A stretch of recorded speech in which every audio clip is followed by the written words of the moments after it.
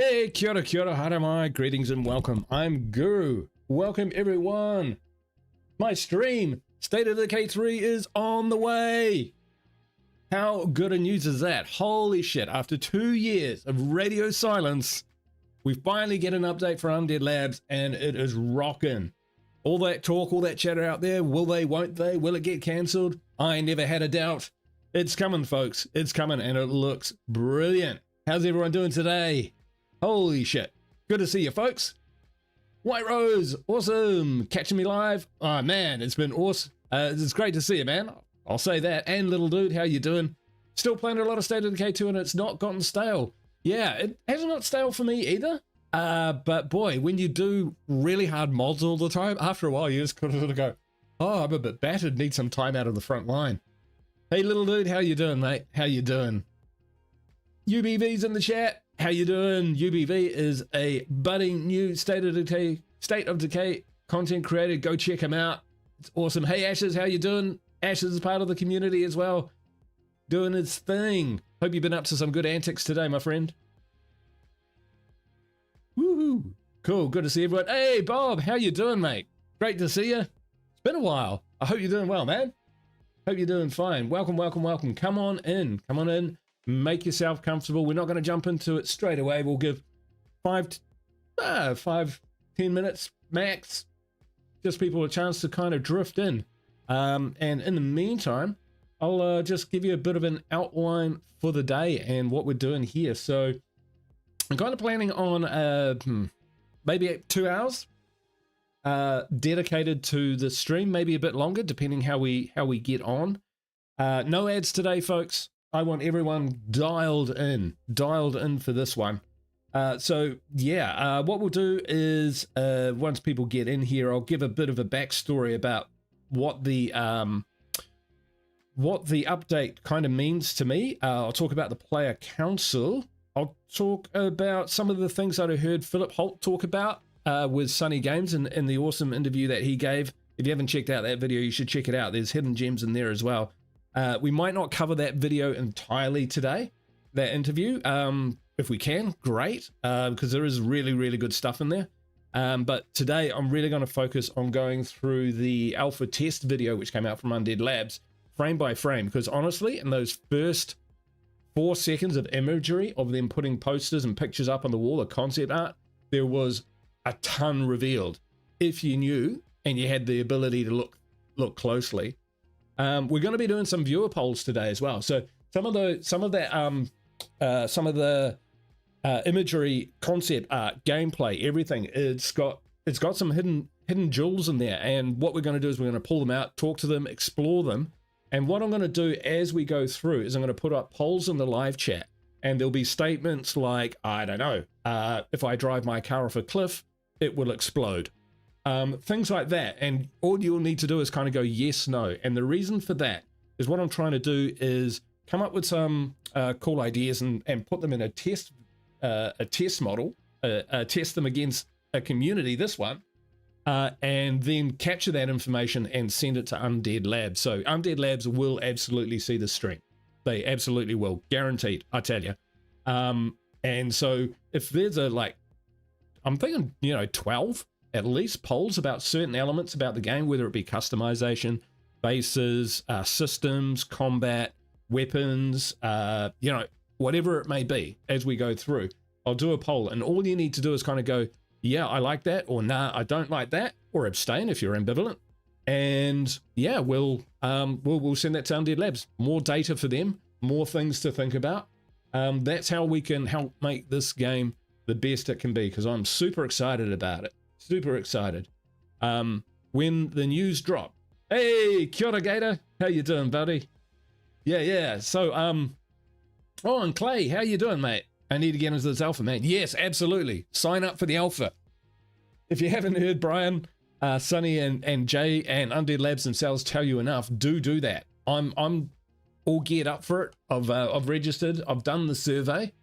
So yeah, I'm on standby for helping in that regard as well. Really, really important business, folks. Really important activity there. So yeah, make sure you sign up. So yeah, right. 2 years radio silence. I've gone camping over the Easter weekend. I kind of wake up, and the first thing I see is actually a post from Bob in my Discord going, something along the lines of, I don't remember it exactly, that's my ADHD brain. Guru, are you signed up for the alpha test? And it's like, what? And then I checked, had a look. Hey, Vitaly, how you doing, mate? Bonjour, bonjour. Yeah, I started looking through the YouTube and that sort of thing, and suddenly it's like, holy crap. 2 years radio silence, then alpha test launch. Sunny interview direct with Philip Holt, the director, creative director, studio director, I think, something like that. And then, you know, subsequent videos and streams from, you know, Brian, Jay, and Sunny, and it's all blowing up. And I'm there going, I came to relax and have a nice weekend out on the beach, you know? And so it was absolutely crazy. Very surreal, actually. Very, very surreal. Clay is so excited, man. Can't wait for the immersion. Oh, yeah, I think State of Decay 3 is going to be pretty awesome. Pretty awesome. I mean, are we ready to get into it? I think we probably are. I mean, yeah, so broadly, right? So that's the backstory. So I woke up, so it's actually taken me a week to get my head around it. So cool. So basically, I love the approach that Undead Labs are taking to this. So they're involving, you know, Brian Menard, Sunny Games, Jay Talbot, probably, I don't want to kind of like suggest other people in case I get it wrong, and, you know, that creates unwanted activity. But there are other content creators out there that they've worked with in the past, which I wouldn't be surprised if they were also involved. You know, Brian's been involved in the franchise basically from the beginning, or at least when State of Decay 2 came out. And so they've got these people that they know that they can work with and develop and have proven success with them. They've got a track record, they're a known quantity, and they can bring them in and continue to bounce ideas off them. Because remember, Undead Labs, while there's been changes within their personnel, I'm sure the core people which built it are still there, which is, you know, I've been sounding off every time I've spoken about State of Decay 3. One of the best things about this franchise is the people who built it and had the vision for it are still there. So we'll get that continuity from one game to the next, just, you know, leveled up, as Sunny said. So really looking forward to see what comes out of that.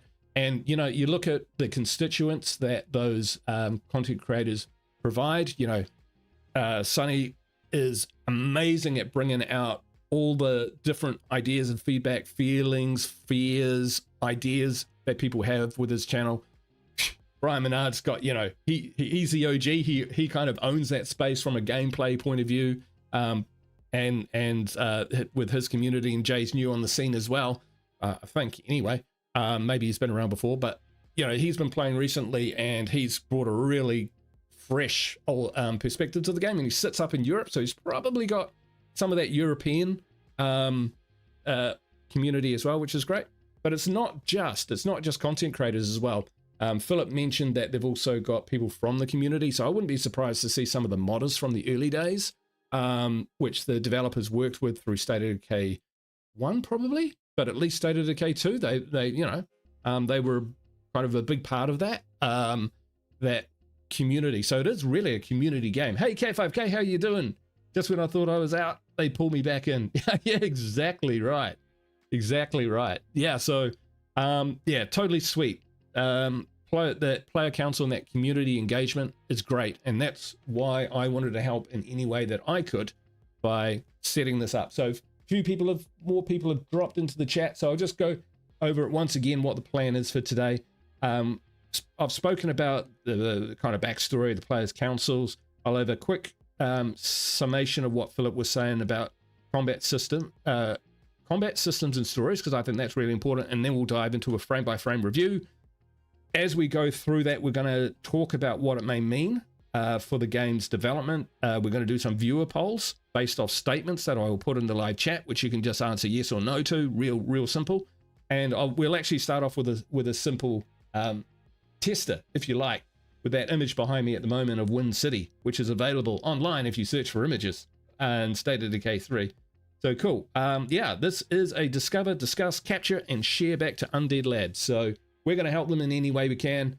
I'm glad you're here, and yeah, let's jump into it. So combat systems and story. So these are three things that Philip talked about, and for me, he's bang on, because these are the three things that I think make State of Decay the most unique and intoxicating zombie game in the genre.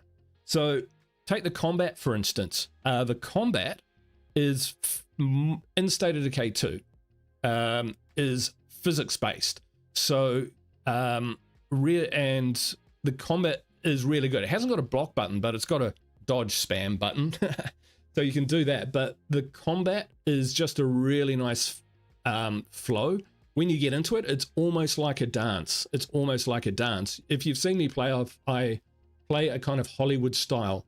The combat is so good that even when I'm not, even if I wasn't creating content and stuff, the way I fight is I never do a move more than 3 times in a row, because it's just so much fun to go from a kick to a grab to a throw to a stomp to an execute to a thump to a special move to a body slam. You can just transition between these moves. It's almost like a series of combos, and then duck, then shoot a screamer, then straight back into it. And it really is like a bit of a ballet. So absolutely, combat is a really strong feature, especially compared to some other zombie games that I've played and enjoyed. Games like DayZ, 7 Days to Die, it's pretty clunky, the combat system, particularly the melee side of things. And even games like Dead Island and stuff, I found the melee very sticky and gluey, and yeah, just difficult to enjoy. Whereas when in State of Decay 2, it had a really good flow. You had freedom of movement, a wide range of weapons, which kind of changed up the nature of that combat. So the fact that combat is being hit up as one of the things that they're really looking at is fantastic, and we can talk about that. You also talked about systems. So State of Decay 2 has a lattice of systems which are tuned so well and so finely that people have come to me in live chat and said, talked about almost AI directors, or they've designed it so that if a feral comes, this happens. The zombies pop up or the bloaters pop up, or if I drive down here, human beings are pattern recognition machines. So we seek meaning in what we see. But what they've actually got within that, even just the spawn system, which we can talk about just here, and what you've got is you've got a series. I hope I don't blow it for people in spoiler alert. But the way that the zombies and freaks appear means that it's possible for things to layer up. So you might, based on the timing, you might get a feral pack, and then you might get some bloaters, and then you might get a horde, and then you might get this stuff. And if there's a infestation horde running through the territory where you are as well, that can really scale up. So what you've got is systems which kind of overlap like a lattice. And so things can build up and then tail off into what I think they call punctuated stillness, which is where you get that dynamic. So it actually feels alive, but it's actually just RNG. Literally RNG, just tuned to perfection. So they don't need an AI director, or they don't need to try and figure out what the player needs in any circumstance. You are actually in an environment which is running. You're running in a box with these systems running. And that's why you can go to loot a shed 50 meters from your base and just get annihilated. And other times you can like plow into the middle of town, and it just happens to be one of those still moments, and you can get the loot and get out without being killed. So absolutely that. Hey, Camille. Oh, come on, Camille. Come straight in with something which is not true. Oh, could be, I guess, but yeah. Now, we don't know when it's coming out. So straight up, if you just come in to see when State of Decay 3 is coming out, the answer to that, and I quote Philip Holt, is nope, not saying. And I'm okay with that. I'm okay with that. The third thing is stories. And, Philip talked about, being stuck, having these stories to exchange between players. And ultimately, that's one of the massive takeaways that I got from even State of Decay 1 when I first played it, was I generated all these stories and I just had to tell people about it. That was the currency of the game for me, the absolute currency. So shaking people, talking to my friends, you've got to buy this game so that we can sit around the campfire and talk about what happened to you and what happened to me and all of this sort of stuff. So yeah. So between those three things, I think, you know, those are the three core elements. An awesome combat, that finely tuned lattice of systems, and an experience which generates these kind of stories, which, you know, take lives of their own, become memories, become videos, all of that sort of thing. Or I've probably spoken enough of that about that for now. So anyway, let's jump into it. So I said we'd start off with a bit of an example. So here we've got in the background what's called Wind City. So this was an image which I was able to get off the internet. They call it Wind City, or at least the file name, the image name contains Wind City.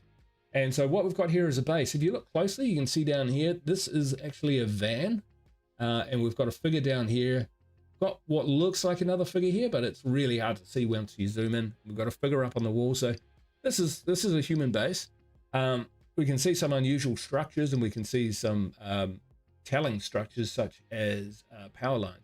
But we've got this big concrete thing here. So that is almost certainly a wind turbine, Wind City. Get it? So Wind City, or wind turbines, were a what do they call them? Landmark outpost in Mega Valley, and here's a part of that, which is part of a base here. Quite a large base, looking at the size of it. So I guess, you know, maybe in State of Decay 3, what we're going to see is, on the larger bases at least, is bases which may contain landmark outpost type facilities. So they did have unique bases with different bonuses and some unique facilities and whatnot in State of Decay 2. I think they'll probably take that to evolve on that and just make better or more useful facilities. For example, Rusty Rosies, I don't know anyone who really tapped out their +100 gas storage, stuff like that. So in terms of real bases which settlers would want to settle in, I think that's what they'll be thinking about. One overriding premise or theme that I also want to carry into this frame by frame is what Philip said about, you know, they want State of Decay 3 to be serious but hopeful.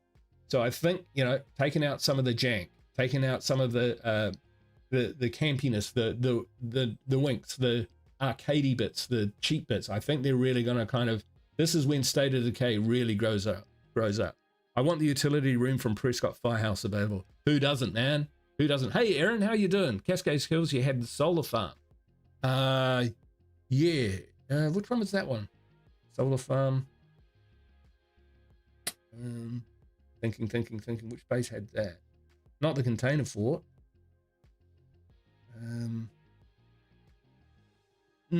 But yes, absolutely. Solar farm. Hold on to that, Aaron. Hold on to that, because there are clues to solar later on in the video. Hey, Philip, how you doing? So yeah, absolutely right. But those kinds of things, yeah, you could actually maybe setting up at a solar farm, if it's got, you know, fences and stuff around it, is one of those sort of places to set up. I did a video talking about maps, but in talking about those maps, what I did was in that video, and I've got it loaded up if we kind of got 10 minutes left to go, we can kind of look at that, is we can look at that, because I did talk about having signature bases which were almost like landmark bases, and that, like things like military bases, observatories, mines which go underground, stuff like that. So absolutely. Hey Jamie, how you doing? Hey Guru, long time no speak. Hope you and the other half are in good health. We are, thank you mate. Looking forward to play State of Decay 3 and watching your videos. Yeah, cool, absolutely. And Clay, I think said earlier, something about you got to let us viewers play with the goat. Well, if you want to play with Brian Menard, you have to ask him extra nicely. But yeah, when it comes out, we'll definitely be testing out the multiplayer, because that really does sound exciting. We'll talk about multiplayer as well, maybe a bit towards the bit further on. So yeah, let's try our first poll. So I'm going to do a poll here, and what we're going to do is we're going to say signature large bases contain landmark outpost level facility inbuilt. All right. So here's a statement. All you need to do is just say yes or no.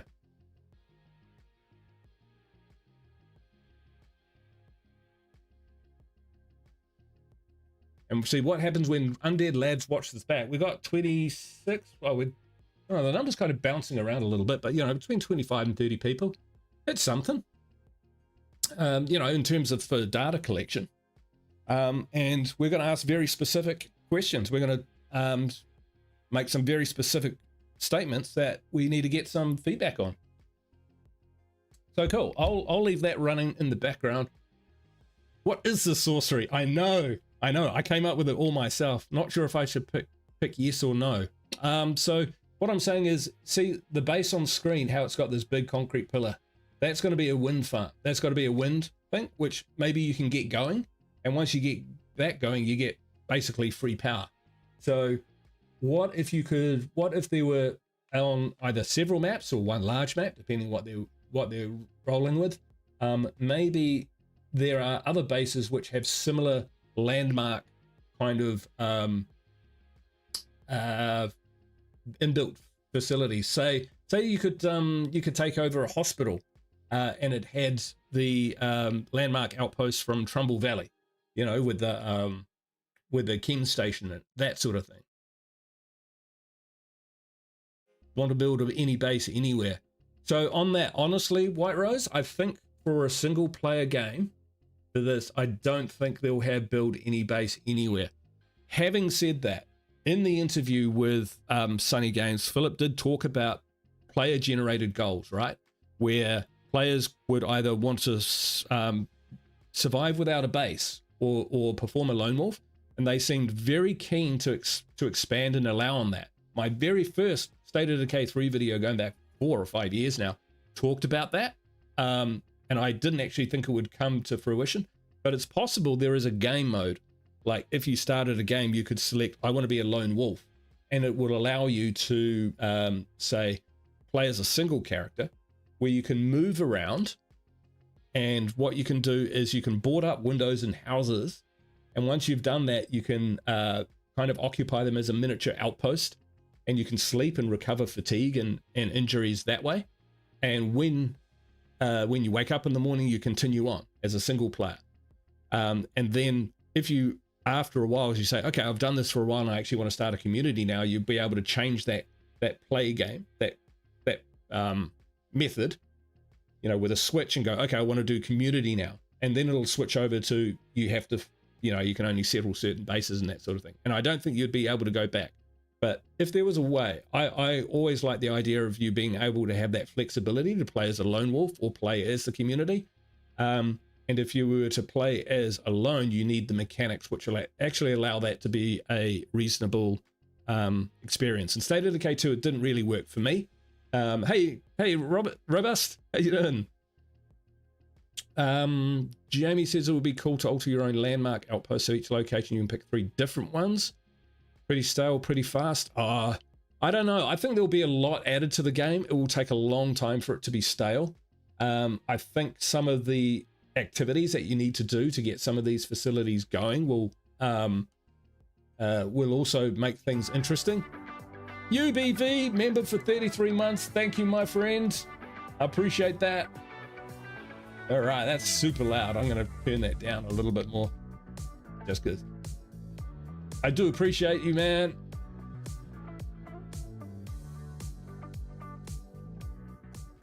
But yeah, sorry, what I was saying, I'm going to jump around a little bit. That's just me on ADD. Said he would be very interested in Lone Wolf Golf gameplay. Yeah, exactly, Camille. So that's the way I could see it happen.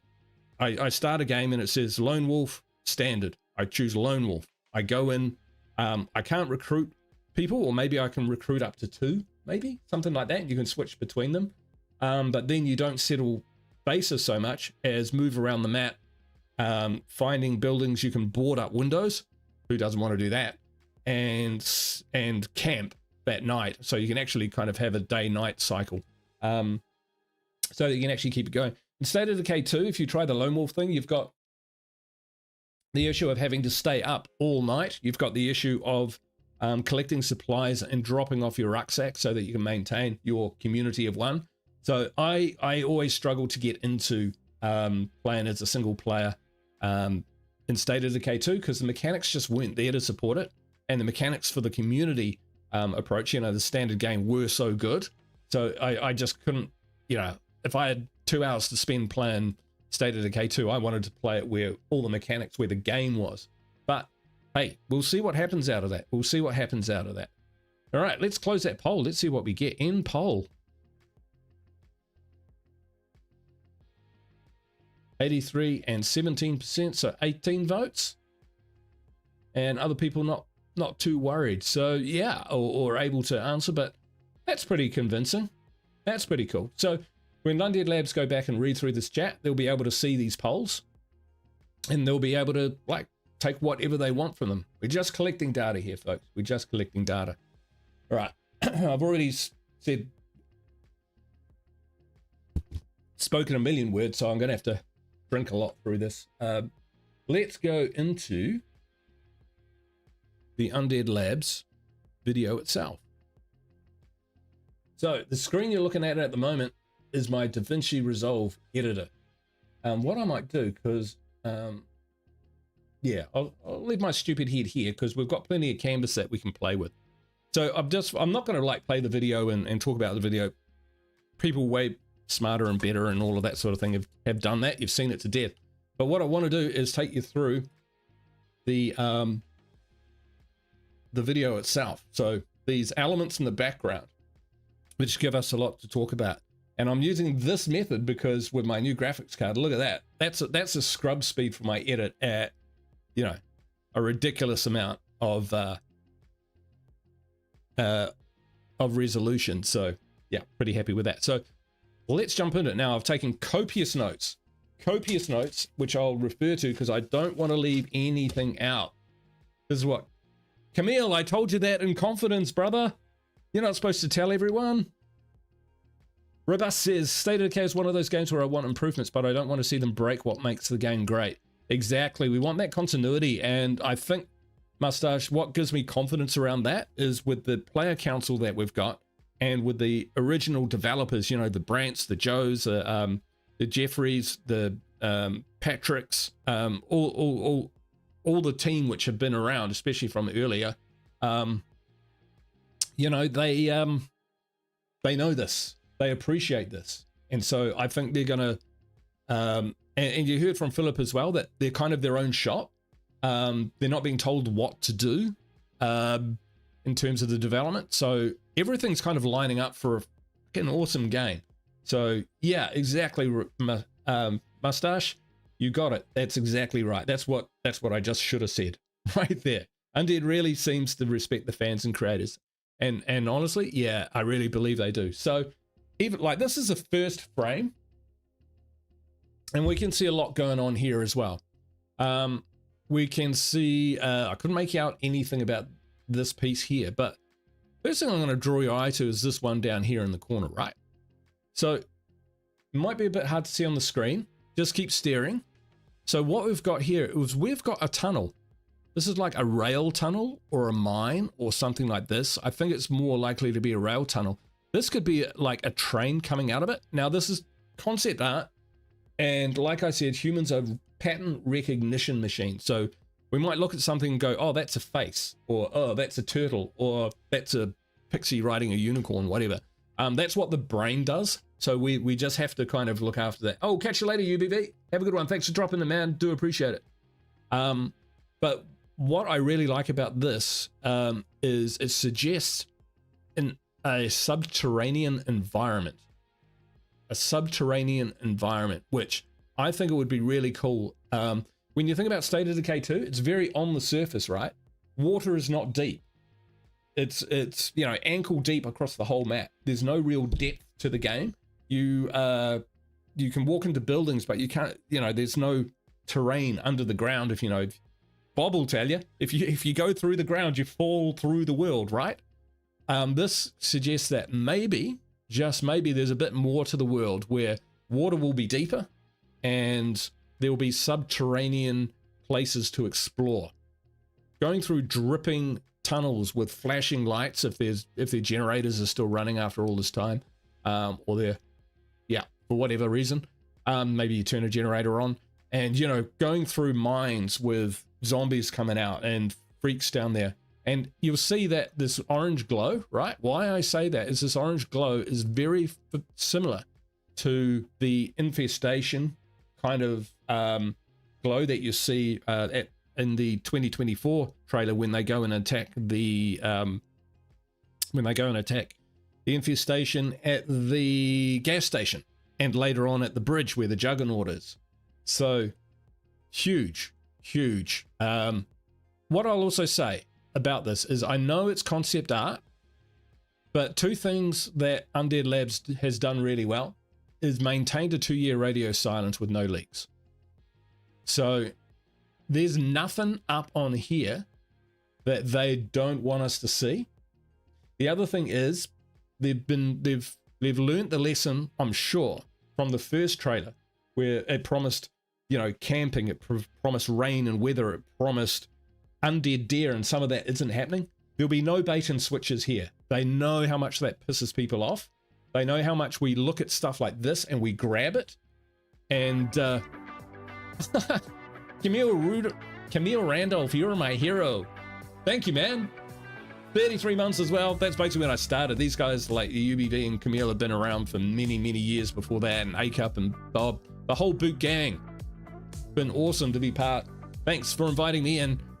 Just let me know when you want me to leave. Thanks, man. Appreciate it. Where was I at? Yes, I was talking about them not doing a bait and switch. Yeah, because people were pissed off about things when you say, hey, this is coming, and then, oh no, it's not coming, or look at this, oh yeah, that's not going to be in the game. They're working with their community, so they understand that we're going to do stuff like this and claw through it and try and figure out what's going on. Ashes with the gift. Welcome, Mustache. Welcome to the family. Awesome. Thank you so much. I do appreciate it. So we'll just start at the top. See this thing here? This looks broadly like a plague heart looking thing. Kind of human figure looking like that, arms out. Again, that could be just pattern forming. But that, I think, looks like it would be a really cool menu screen.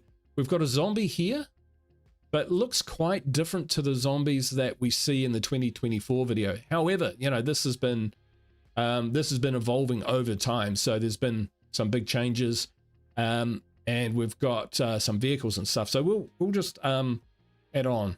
We'll just advance a little bit. But yeah, so we see a bloater, and as he puts this up of some fighty stuff, that's a Bushido haircut, by the way. You know, the short rigid ponytail out to the back of the head. So talks to customization options later, and we will cover those because there are loads of clues and reveals basically of what we're going to be able to customize. And the first thing we can see here, up here, is this truck, paint job 5. So isn't that interesting? So this truck, and there are multiple vehicles through this, even in this first few seconds of the video, we see 3 distinct vehicles. Not in their entirety, but we see 2 of them. So this one is paint job 5. So where are my question notes? I've got them here. So I had a question on this. I'm going to put up a poll now for you guys to think about.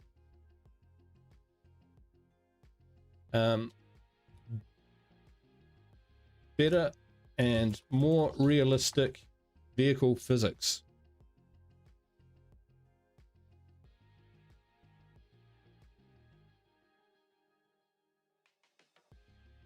There we go. So when I'm talking about the vehicle physics, if you played State of Decay 2 when it first came out, honestly, the vehicles felt like they were pumped up, you know, like full of air. They kind of bounced from wheel to wheel and wallowed about and, you know, just tipped over it. They seemed to blow away in the wind. Yeah, I found it very hard to engage with those physics. And hey, Bloodhound, how you doing? Looks too cartoony, like too. Oh, this is concept art, man. This is concept art. If you go back to the 2024 video and you looked at the gameplay, which is in there, and we can cover it off. We can go back and have a look, because when I'm talking about physics, and I went back and had a look at that video, and some of the physics which are there in the game, completely glossed over, but they're incredible. The way you can shoot, the way zombies in State of Decay 2 get shot and they fall down and die is almost always the same, or a very small parameter, you know, shot, register kill, fall down like this, i.e. Whereas in State of Decay 2, in that 2024 trailer, which is 2 years old, they would shamble towards you, and when the bullet hit them, they just fell in line with the physics. So it's just way more immersive. I don't think it's going to be cartoony at all, Bloodhound. I really don't. So, yeah, wait and see. You know, the proof will be in the pudding. But that's my gut feel. So we're not talking about realistic vehicle physics. State of Decay 2 vehicle physics were, yeah, not the best. Not the best. I'll be diplomatic about it. So much so that they basically made it so you couldn't die from a vehicle crash, really, unless you jumped out of the car. So, you know, you could drive it up Drucker County, the hospital, Sassa Hospital. You could drive off that cliff, whee, tumble through the air, land on the ground, smash, roll band, then magically flip your vehicle over and drive off. For me, that was a real immersion breaker. That's why in my videos, you'll see me driving around the roads and I don't really engage in that behavior, because it's, you know, I'm about an immersive experience. A story about me running out of gas in the middle of nowhere, and being hunted by a pack of ferals over, you know, 15 minutes or something, is a far better story than, I drove off the cliff at Sassa Ridge and I fell and I just happened to land on a bloater.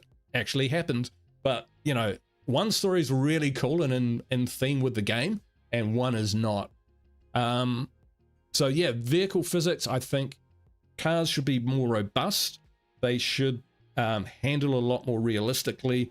You shouldn't be able to flip them unless you've got people there to help you, or some sort of vehicle which allows you to do that. And you can't drive them off, you know, they're not indestructible when you drive them off 100-foot cliffs. Make them serious. Make the cars serious. That's what I'm getting at. And I think people will be okay with that. If the cars are drivable and you have much more control over what happens with them, then we're not going to mind if we can't get our vehicle back immediately, or if we flip it, or we crash it somehow. You know, it's going to fit with the game. So that being said, well, let's just leave that poll running for now. Comes across here. So what we got here now, I've looked at this, so don't need to read it, zoom in too much. So here's a cargo van, and this writing down here is van cargo upgrade specialization. And what we've got is double stacked window protection, additional cargo storage, and chained boat fender. So interesting. It looks like with the right materials, because this is going to be more of a crafting game, it looks like you can build modular improvements on your vehicles based on their chassis. I mean, that was hinted at pretty strongly in the 2024 video, or at least it was to my eyes. But I particularly, you know, extra armor plating, that sort of thing, cargo storage, that's kind of run of the mill. The cool one here is the chained boat fender. So you put those on, it might make your vehicle a little bit more robust at the front end, you know, these bull bars as well, so that, you know, you don't run through, say, 3 or 4 zombies and suddenly your car's on fire. You know, that actually, you know, you can develop your vehicles so that they're proper apocalypse vehicles. So that was the second vehicle. So if we go back just a sec, so we saw that one there with paint job 5. We saw the cargo van with its various upgrades, and we can see this one here. This is another type of vehicle. It doesn't match any other vehicle in the video. But that's hardly surprising because in State of Decay 2, they're quite a wide range of vehicles. But the fact that you can customize them, they're modular, you might be able to customize paint jobs on them as well. All really cool things. Bob says, agreed, if you crash or flip your car, then you should be on foot until you find another car to get running. Yeah, and that was a self-imposed rule that I put in my playthroughs. I actually failed a few times. I just, responsively flipped the car back over and went off, because the heat was on. But yeah, absolutely. Yeah, I agree. Mustache says, I bet you have to loot specific vehicle parts like in DayZ, find tires, spark plugs, etc. Yeah, you might be able to carry these parts like rucksacks on your back to base in order to do this sort of thing. I think vehicles are going to be, in State of Decay 2, you'll understand this, is that sometimes a vehicle is as much or an important part of your community as some of your survivors themselves. So they need to, they would do well, the devs would do well to wrap, not necessarily story around them, but those kind of mechanics where, you can tell a story of how you built up your favorite apocalypse vehicle in the same way that you could talk about the story of how you leveled up a survivor and how important they became to your community. I think there's a real angle there because they are, so interlocked in terms of their they're interlocked in terms of their value to your community and their reliance on each other. So yeah, this is my cargo van. There is many like it, but this one is mine. I'll leave it there. All right, let's move on to the next one. Well, that poll is like cranking. So at 95%, I'm gonna end that one, and we'll see whether. Okay, so there's at least one person out there who would rather a kind of more arcade. Well, not necessarily. I don't want to straw man them, but not necessarily want to see too realistic vehicle physics where if you make a mistake, like if you're playing a controller, one little glitch or something could leave you without your vehicle. So I could totally understand that point of view.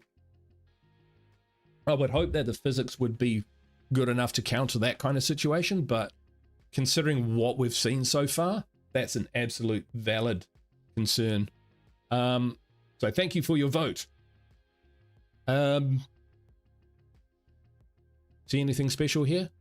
This zombie here, it looks a little different to the ones that we saw in the 2024 trailer.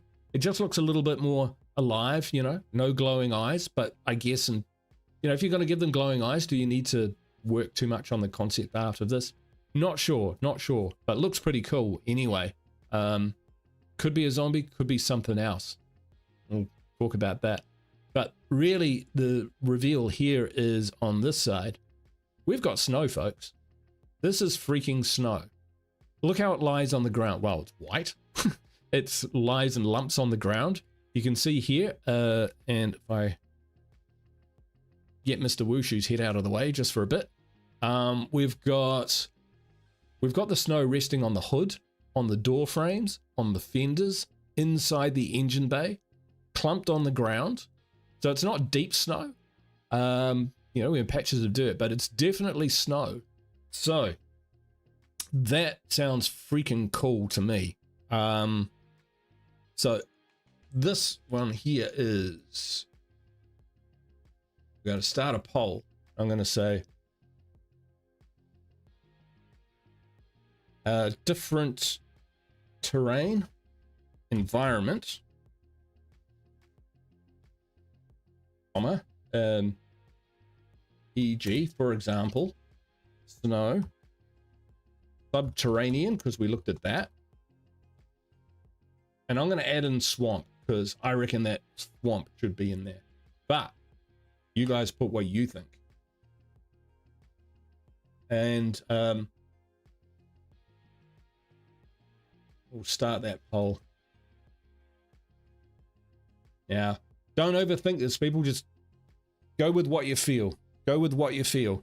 So they do have snow. Like, I would love to see snow on maps. I'd love to see swamp on maps, forest, things like ravines, things like canyons, things like deserts. but I don't necessarily want separate maps where this is the snow map and this is the desert map and this is the swamp map, because that's boring as batshit. I mean, 7 Days to Die, great game, enjoy it, but the biome thing is just weak as. I would love to see it. I'm all for natural terrain and a map center on the natural terrain. So like Providence Ridge, you know, it's up in the hills, that kind of thing. You know, it's got topography, real topography. I want to see real topography in State of Decay 3. If that topography continues up into the hills like this, where you could have lodges, observatories, whatever, interesting and unique points of interest related to that kind of environment, that would be great. Seasons, good call. Different weather, Timbardo, yeah, different weather systems would be great. I agree. I would love to see like rain, light rain, heavy rain, fog, things which kind of add to the atmosphere. I don't necessarily want them to like prevent you playing the game. Like, oh, it's raining, now I have to sit in the base forever, because if you go out in the rain you just get monstered. We don't want that kind of thing. We want the rain to help. You know, if it's raining and the visibility is bad, then the sound of the rain should soften your footsteps, so that you've got a decision to weigh up, not just penalty, rain. Set from Purple Rain. R.I.P. the artist formerly known as Prince. Robsar, hope it comes with clothing temperature modifiers. Yeah, so there's new wardrobe and stuff. I think, yeah, if you go up into snow, maybe you get stamina penalties or something if you're not wearing the clothes. I think, yeah, I haven't thought about it too much like that. I guess when I'm thinking about the environment, I'm just thinking about having interesting and unique places to go. We were talking about the weather though, weren't we, Tombardo? So yeah, so with the rain, if it cuts down your visibility, so you think, oh, why would I go out there when it's raining like this and play with less visibility? Maybe it deadens the sound so that you can break into shops and banks and gun shops and stuff, and the rain will cover your noise. So it might be, yay, it's raining, I can't see anything, but it'll cover the noise while we do this big mission. That's what I would love to see. I think that's on one of my questions. We'll get to that. Also, when the stream is over, there's loads of, you know, you can fill the comments with what you think. If I don't address them here, and I apologize for that, there's quite a few people. So yeah, that's the idea. That's what I'm thinking. Right, so yes, snow right here, and look how focused this shot is. They want us to know that there's snow. So yeah, excited about that. Freezing zombies, yes. And if seasons there were frozen zombies and they thawed out, what would that mean? Hey Reese, how you doing? Rain helping grow food could be cool. Yeah. A slight bonus to your yield, or the speed at which the crops grow, or a resilience. Absolutely. Now you're thinking. Great ideas. Yeah. Nice. Going to force you into the closet. Different clothing will have different weather buffs. Well, I'm not sure. That's from A-Cup. I'm not sure if I'm backfilling here, or I'm like just making it up in my head, but I did think that someone was talking about armor. So you know, maybe you can find a leather jacket which then becomes part of your wardrobe, and you can wear that and maybe it reduces damage, something like that. Just don't want it to have systems for system's sake. Yeah, so it gets all a little bit confusing, or you end up like me. If there's too much, I'll try and micromanage everything, and I don't want to do that. So yeah, and that leads into crafting, which we can have a chat about in a bit. It'd be cool. Sepp says it would be cool if we had a Telltale Games like scenario with certain survivors.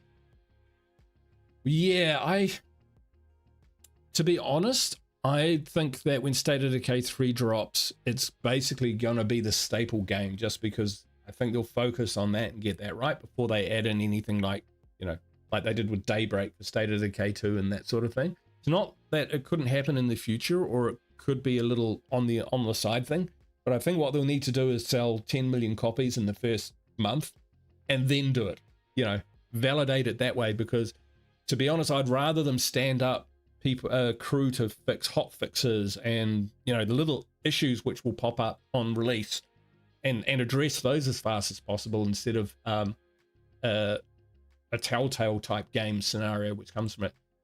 It's quite a cool idea. I mean, I'd love if the menu screen had, when you came into State of Decay 3 and you loaded up and you had your menu in the background, it kind of took your last server game and just picked out points from the screens, like you running from a feral or fighting zombies and stuff, and just played them in the background like a little video. That would be so cool, just and it would just be so cool. Rob says, oh yep, change clothes. Yeah, so I'm ambivalent about that one actually, Rob. I'm a little ambivalent. Maybe for extreme environments, but I wouldn't want to do that all the time. I wouldn't want to have to change my clothes more than once a session max, but we can take it from there. But yeah, maybe way to document what we've done would be nice, so that we can see what we happened on each day, like a journal. That would be cool. All right, I'm getting into this poll because we're going to have another one coming up. Let's talk about something really truly meaningful, as if snow or subterranean environments aren't meaningful. How are we doing? Nearly an hour. I better get a move on. So here we've got a picture of a screamer, right? And kind of just cutely added to the side is a screamer-like proportioned zombie or freak. This is new. It's not a screamer. It's got arms, right? So maybe it's a less evolved screamer as a freak, or potentially a new zombie type.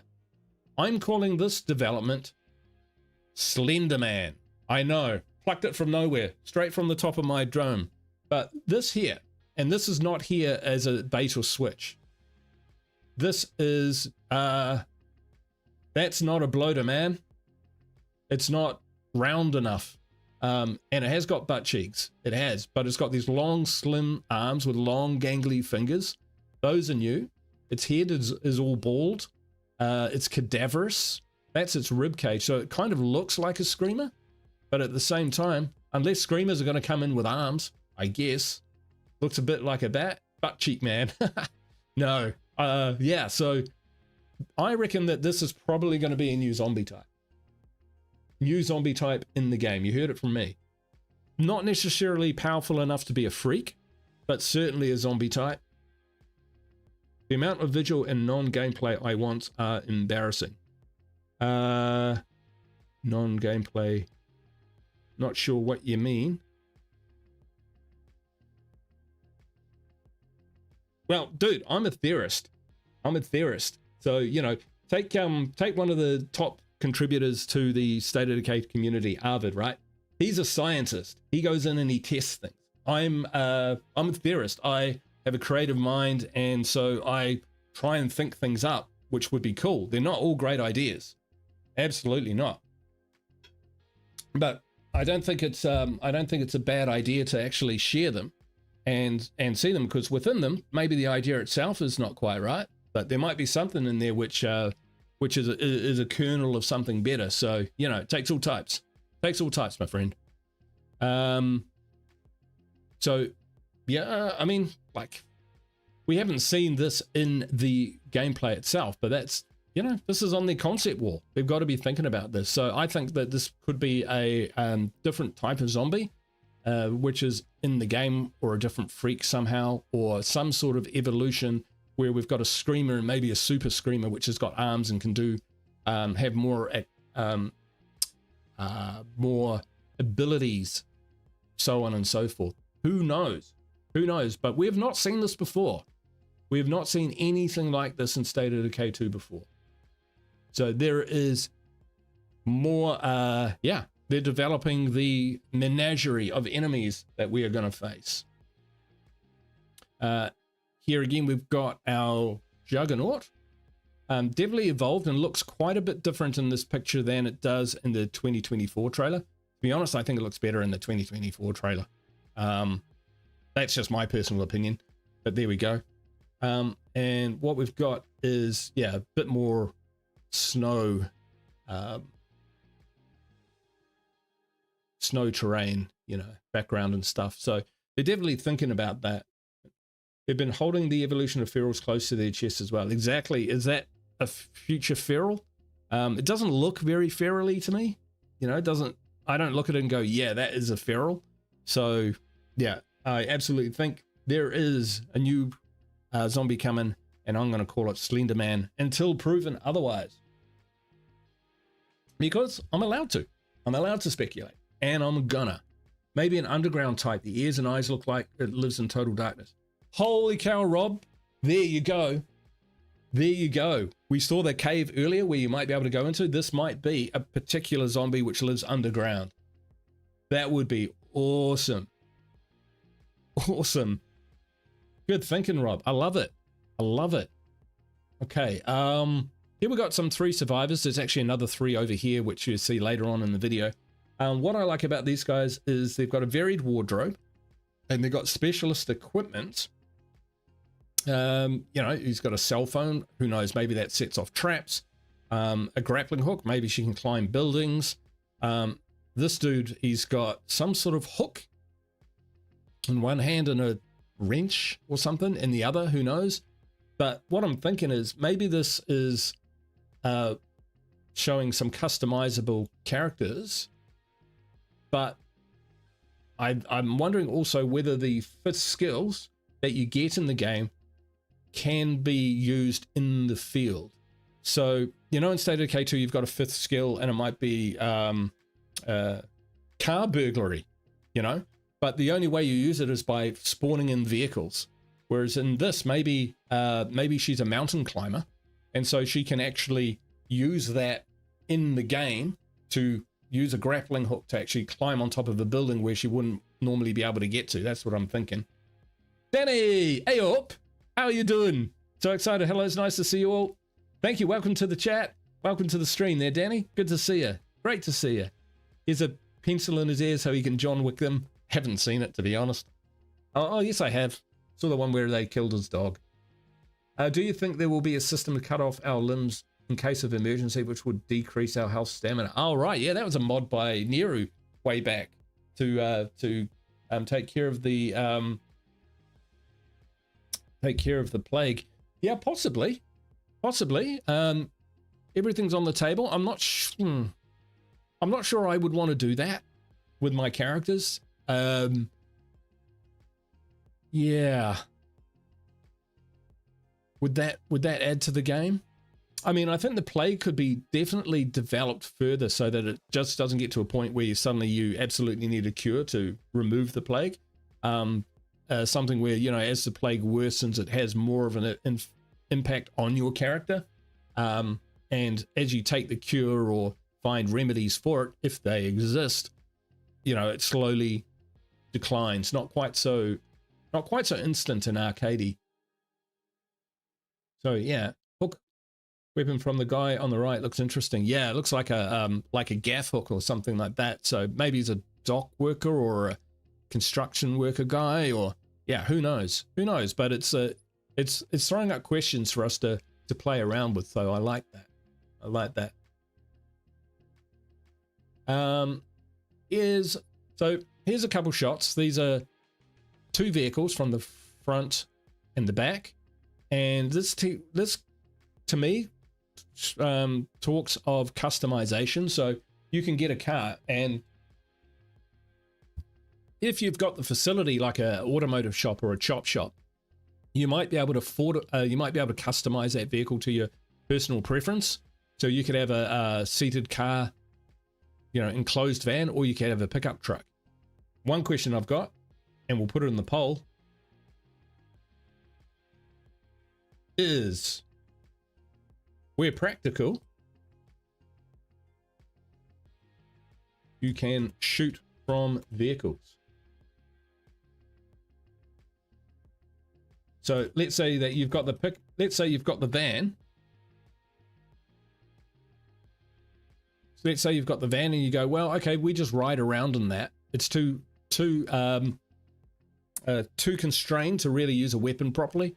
So I'll cut it to that, and then the people at the back can actually point their guns out and shoot zombies. How does that sound? Sabrina, welcome, welcome, welcome.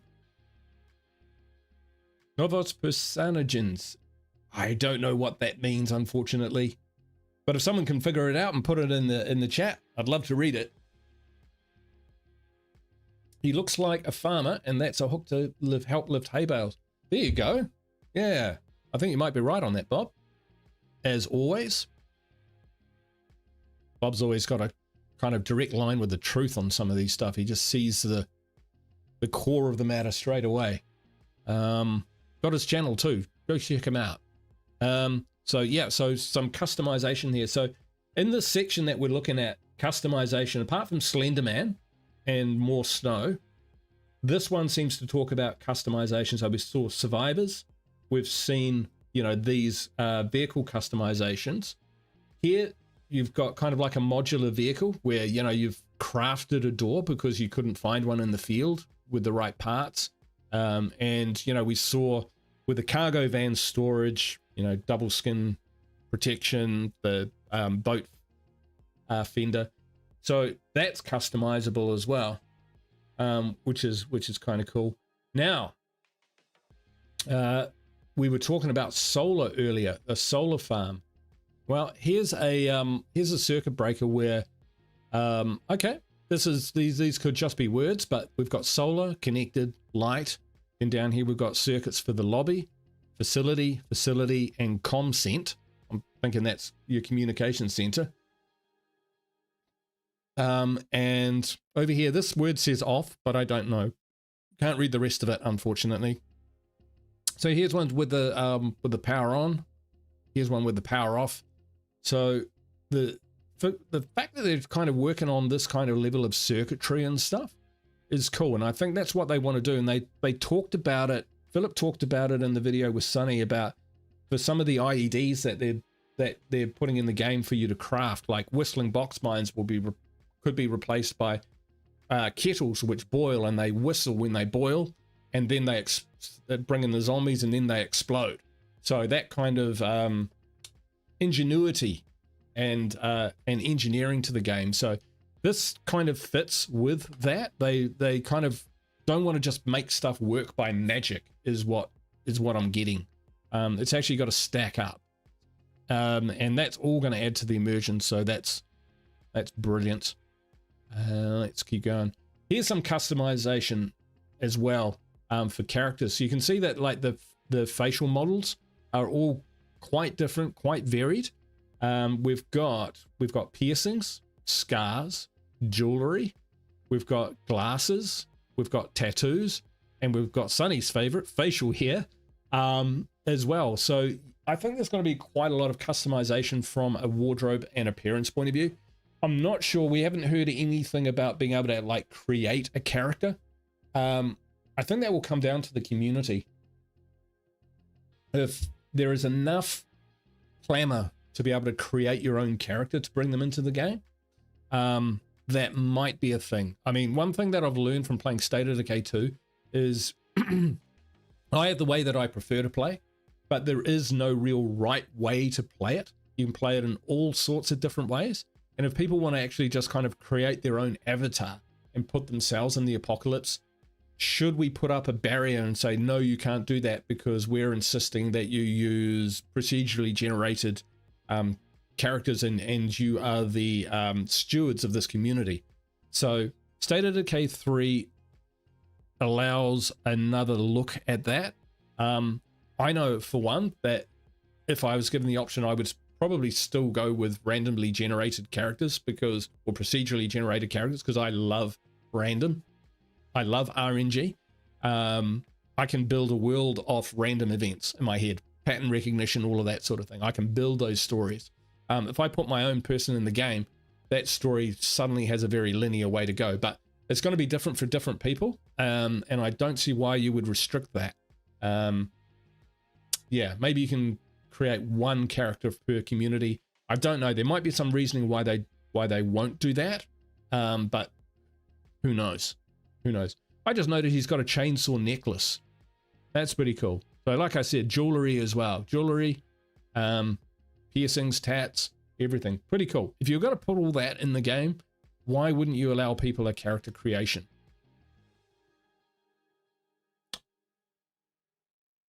Yeah. Yeah, I think that should be in there. Rob says, shooting from the safety of a car would make cars way too powerful. I mean, they are weapons by themselves. Possibly. Possibly. Depends what you're up against, I guess.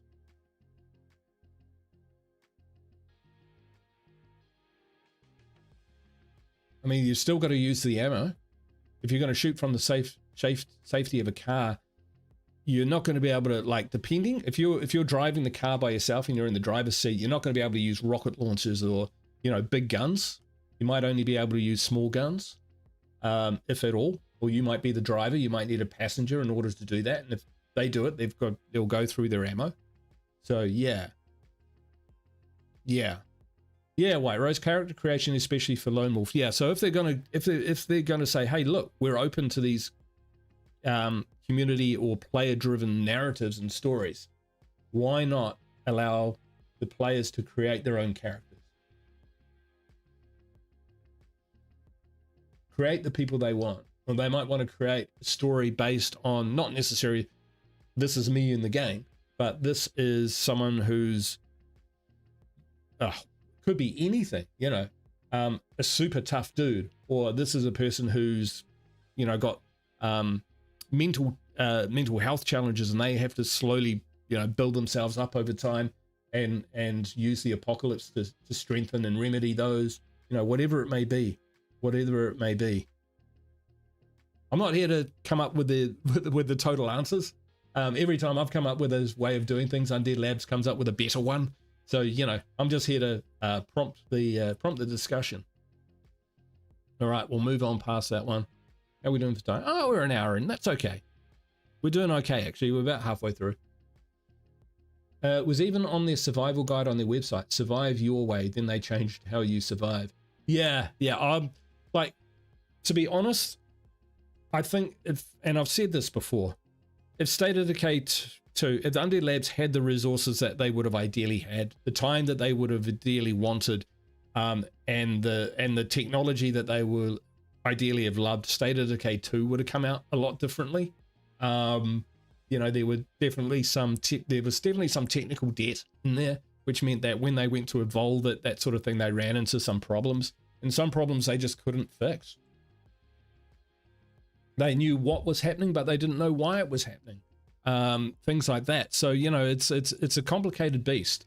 Now they've got the opportunity to kind of look at those lessons, learn those lessons, and build something which can be sustainable over time, where decisions don't lock the game into a particular type of jankiness or create any issues ongoing.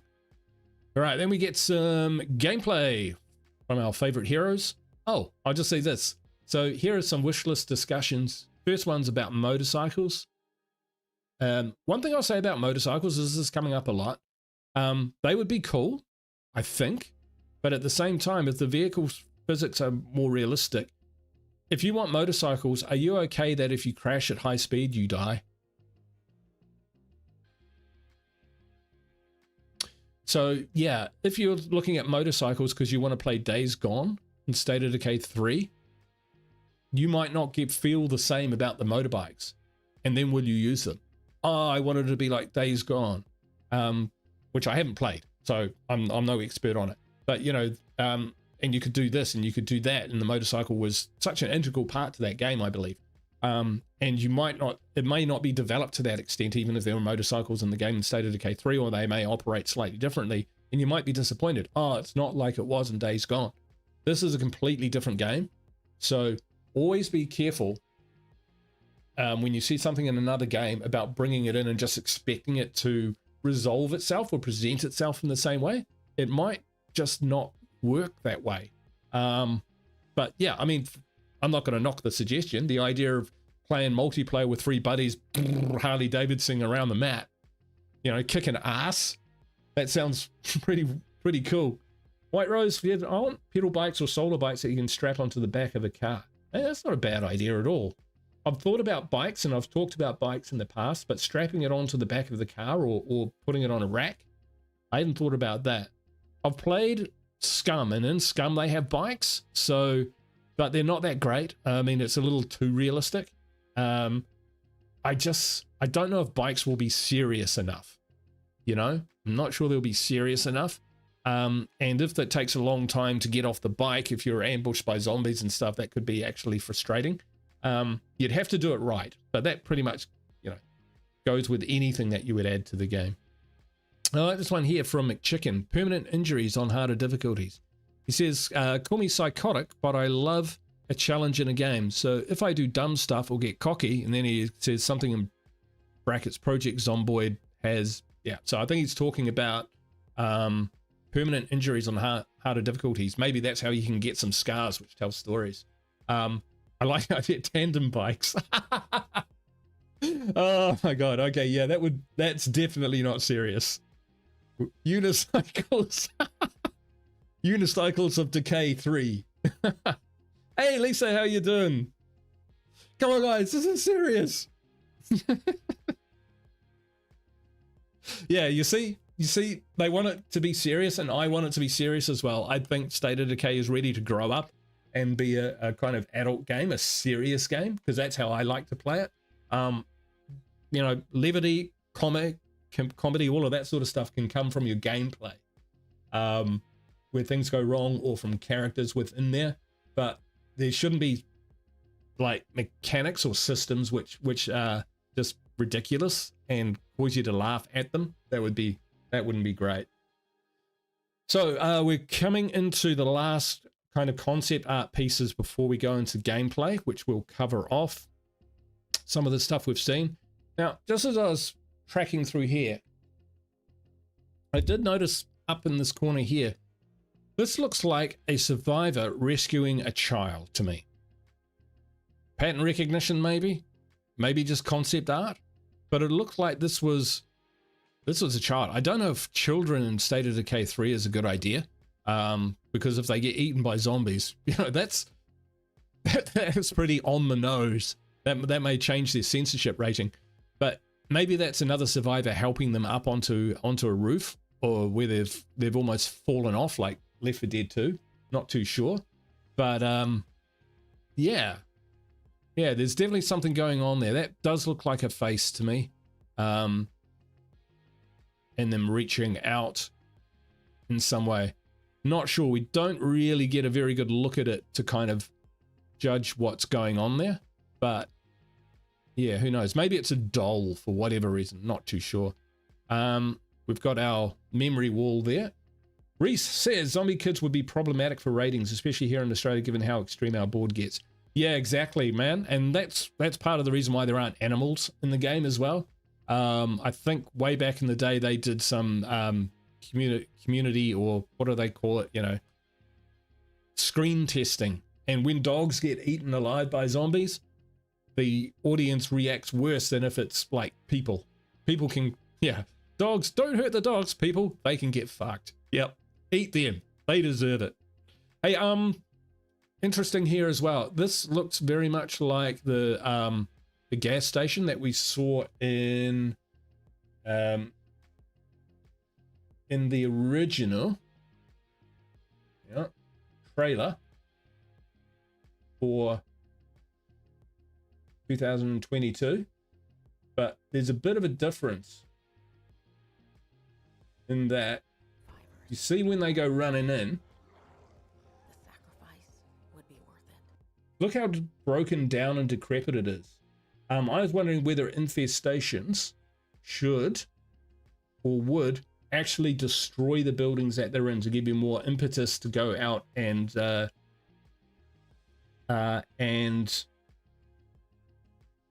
deal with them. I'm calling these infestations from now on, because I think the plague part mechanic and the infestation will be one mechanic. Can I close that poll? End poll. That's what I want. So interesting that this should look so dilapidated because the... no, interesting. Destructibility is kind of neat. Yeah. Not if you end up setting on fire all the buildings in town and they're all burnt down. That might not be so much fun. But it, you know, destructible terrain and stuff is a bit of a it's a chin scratcher, that's for sure. See, the infestation isn't even in this bit. This bit is just collapsed. It seems to be in Joe's over there.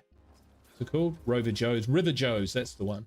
So they go running in and fight the zombies and that sort of stuff. We'll come back because some of the physics are pretty awesome in that. So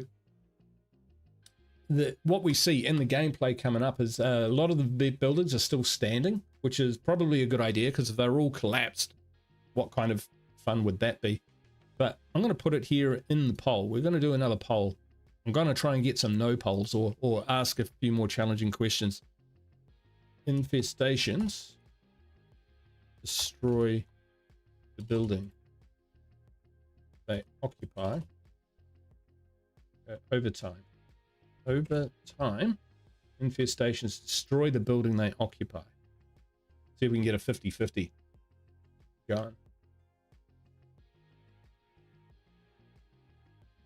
So Snickle says, saw A-Cup's earlier idea of being tackled off a motorcycle. Be honest, if you're driving off a motorcycle to tackle the field. But yeah, that's interesting. Yeah.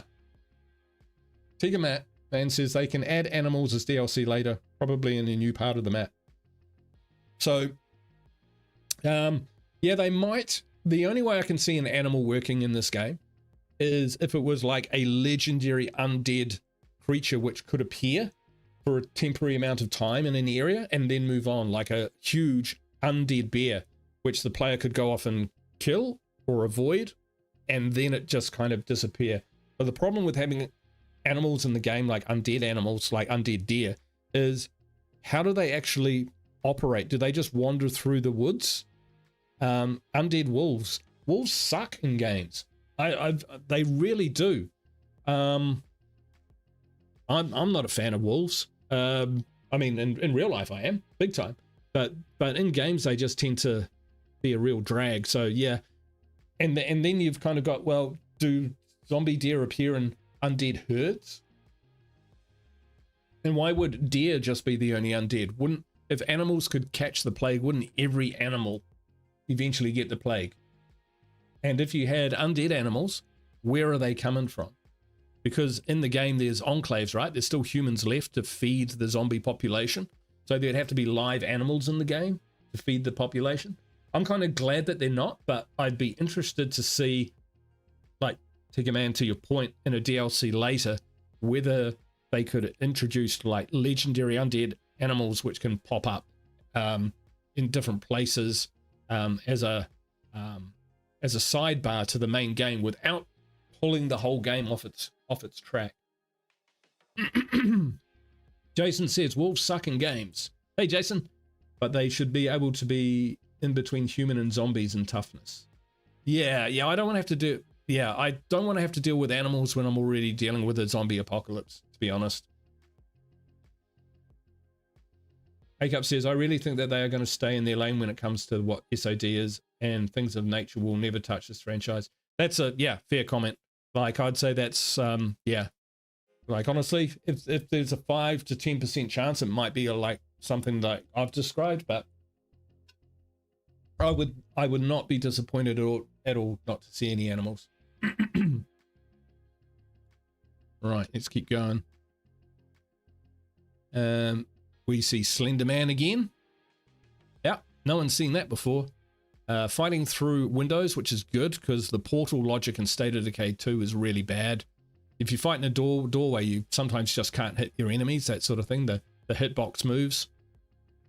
We've got some customizable backpacks, and they've got charms and stuff. Now, I'd have thought about this. Let animal facts mean something, though. Gator, yeah. Not a bad call, Gator, not a bad call. But when we're talking about multiplayer, in the multiplayer, you will have a base, and you will have 4 up to 4 characters who can all interact with that base and use those characters. I'm thinking that you can, as a player, as a profile, pick a charm, which you can then put on the backpack to certain characters so that you can tell your friends which characters you are particularly fond of. So I could jump in and let's say I go to grab a character and it says, pops up, Brian Menard has tagged this this character as special. I might go, oh, all right, I was going to do a dangerous mission. Maybe I won't take his very favorite character out. I'll take someone else out instead and see how I do. So it could be a way that, you know, you can just kind of put little bits of ownership or influence into the multiplayer to help your friends when you're offline kind of understand which characters you really don't want to jeopardize frivolously. Big words. That's all I thought about that. Now, as he swings around, Brant, you handsome bastard, we've got what looks like an enclave here. You know, there's the cargo van, so that feels very player-based. Don't touch my shit, see, like, yeah, nice one. But this here looks like an actual settlement, not just, you know, not just 3 survivors, you know, hemmed up in a building somewhere. That's a proper enclave. And look, it says keep 100 feet away. Excuse me. And, you know, there's people shaking hands. So there's, you know, trust and relationships there with this enclave. So what did I have to say about that?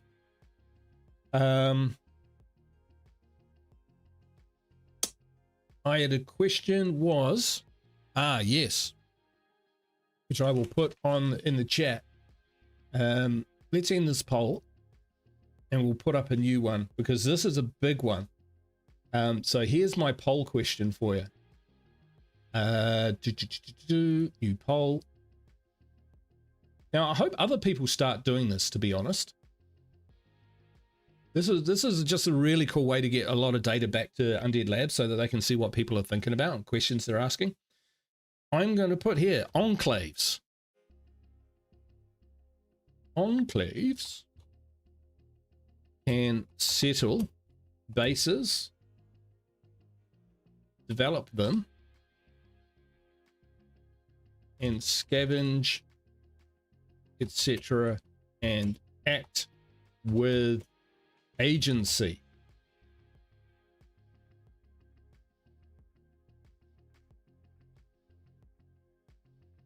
And I'm going to say even form factions. There's a lot there to answer. But what I'm getting there on this poll, folks, so hammer this one. This is a huge one. Of all the ones of you who just think, I just want to watch. This one, I really, really, really want you to tell me how much you want enclaves to be in the game. So this is AI and NPCs, and yes, we all want them to be better. But this is also talking about their role in the game. They're not just a mission drop to get bonus resources. What I'm suggesting here is that instead of occupying, say, a gas station or a house, they actually occupy a base in the game, a settlement, which you can interact with as if it was another player settlement. You'll need to build trust, you'll have trade, you might be able to do gifts, you might be able to team up and do missions.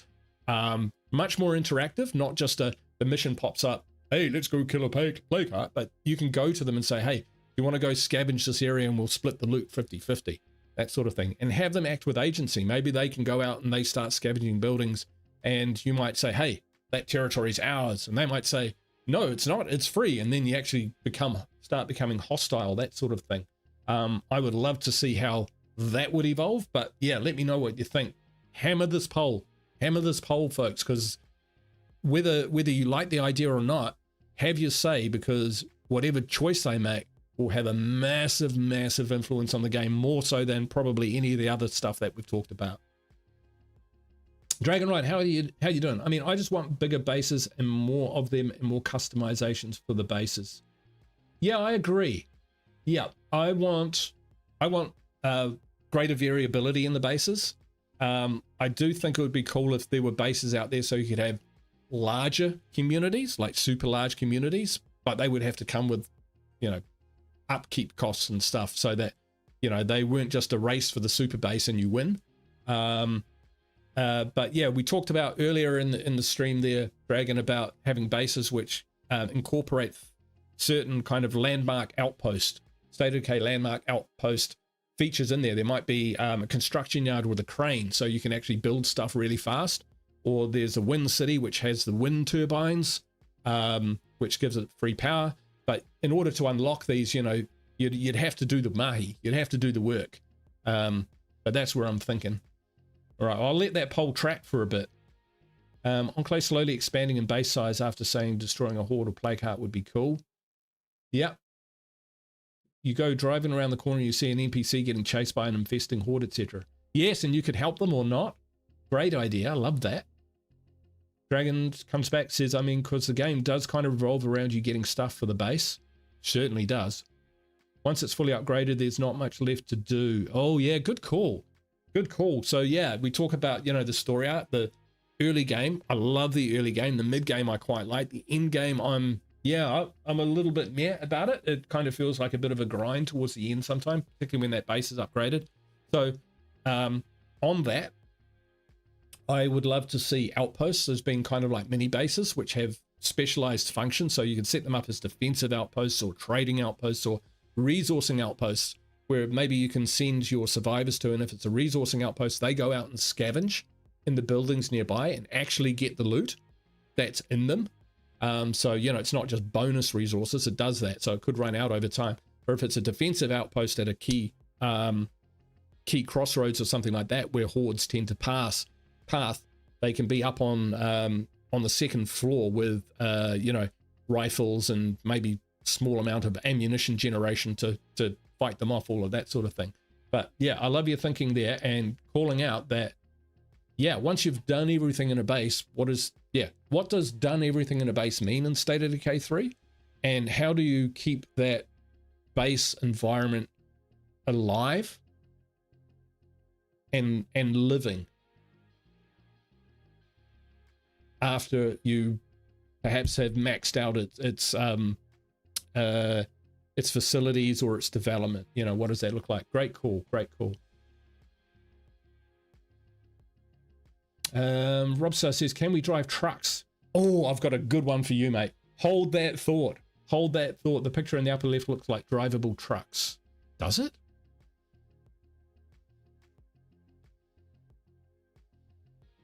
Shall we go back a bit? I didn't see a truck. I might have missed something. We'll come back to that anyway, because that I do have something on that, Rob. I do have something on that.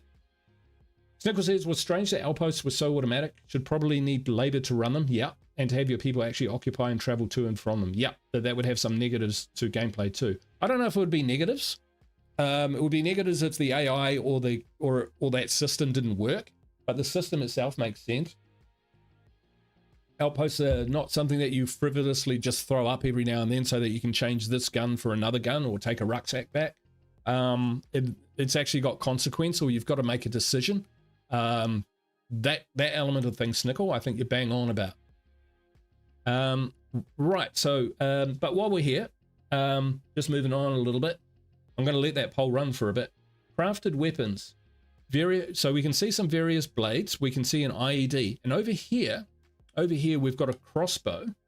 I'm going to assume that's a crafted crossbow, but look, it's got 1, 2, 3, 4, maybe 5, 4 or 5, minimum 3 different types of crossbow bolts.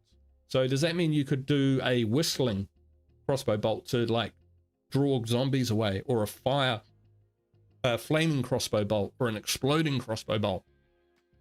So that's interesting. Variable ammo crafting for crossbows, at least, maybe weapons as well. Who knows? With the right technology, the right facilities.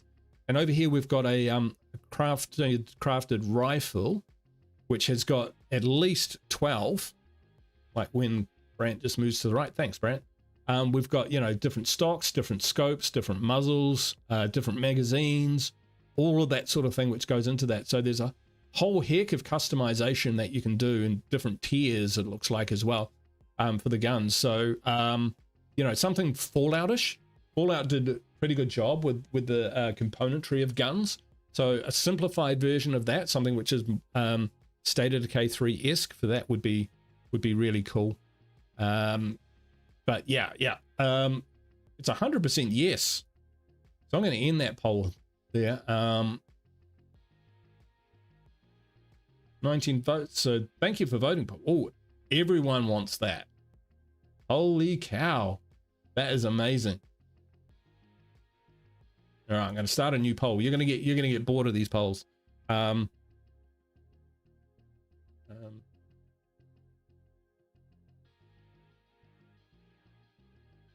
You can craft different types of crossbow bolts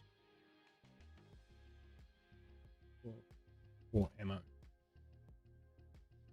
So this is just don't get too caught up on whether it's yes for crossbows and no for ammo, or yes for ammo, no for crossbow bolts. Just, yeah, we're just trying to get a feel for being able to customize or craft different types of ammunition, what your general feel is about that. And you have to have a master weaponsmith in your community to get all tiers of weapon mods. Yeah, like that. Yeah, exactly. Snickle, like fire bolts, ammo? Absolutely. Maybe hollow points, maybe armor piercing. Things like that. They're very simple modifications which have a huge impact on what that ammunition can actually do. So why wouldn't you?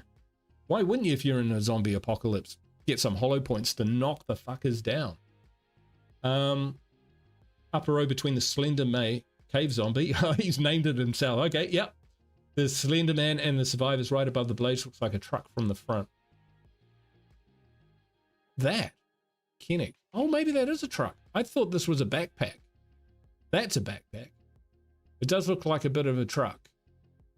I think it's a backpack. That looks like a little bottle there, and those look like dog tags. I think it's a backpack. But this is the neurological human mind, pattern seeking. Yeah. We can look at the same thing and think different things.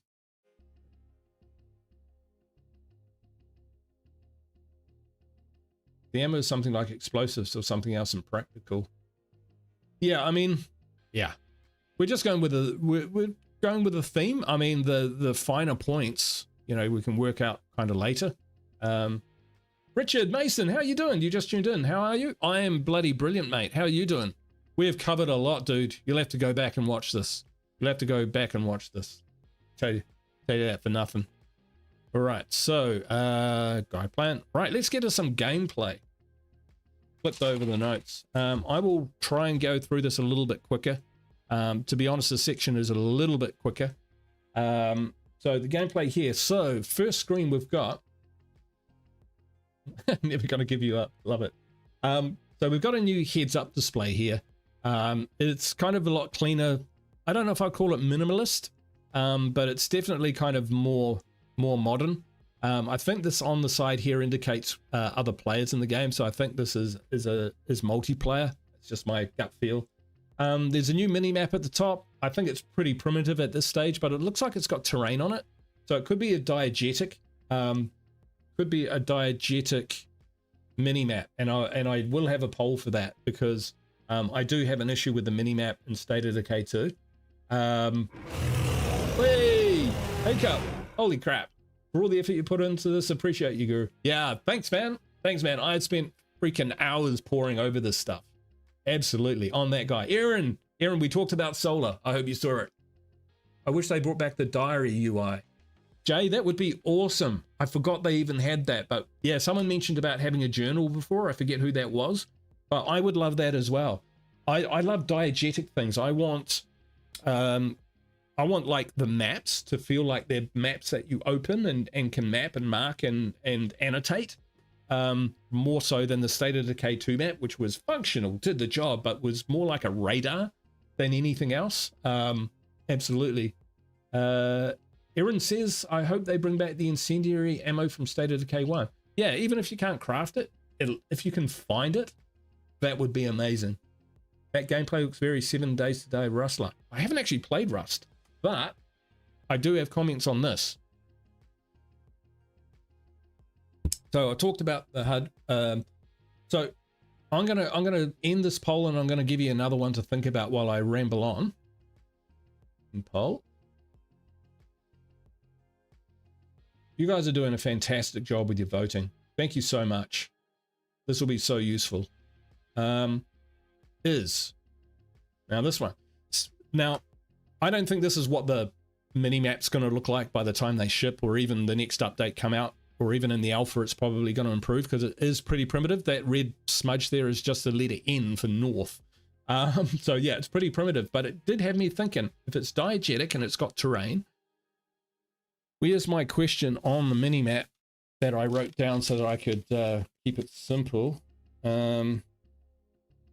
Yeah. So here's my question to you folks. Mini-map starts off very basic, but gets bigger range and more reveal as the character levels up. Now, why I'm putting this in here is because I never use the mini-map, because in State of Decay 2, the mini-map is an absolute giveaway. It's this magical scanner which just tells you that there's a zombie behind you, so it spoils the fun for me. I mean, it also means that I run into level 3 infestations instead of the house of the plague heart I was trying to run into. So yeah, I come a cropper for it, but that's all part of the story, right? Those are the stories that I tell people about. There's the entertainment. So my question here is, if there's a mini-map in the game, can we make it more diegetic and more immersive by having characters as they come into the game? It might not reveal all the zombies or the freaks, and it have quite a small range. And then as over time they gain experience, the map gets bigger, maybe, or starts revealing more and be more accurate. So it's not just it's just not a freebie. It's something that you actually develop over time. So that's what this poll relates to. If you like it just the way it is, smash that no, because I know I have a very particular viewpoint on it, which might not reflect the will of the community, which is why I'm doing a poll and why you should say why my idea sucks if you think it does. Hey, Razorback, great to see you, man. More like field of view. Great segue. That was the other thing I was going to cover. Look at the camera angle. It's up. It's wide angle, massive field of view. It's almost a little bit Humanit Z. That's what I kind of see in this.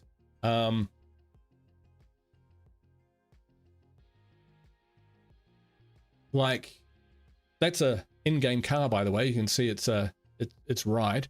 And the pistol he's got is not a crafted pistol, so you can find guns in the game.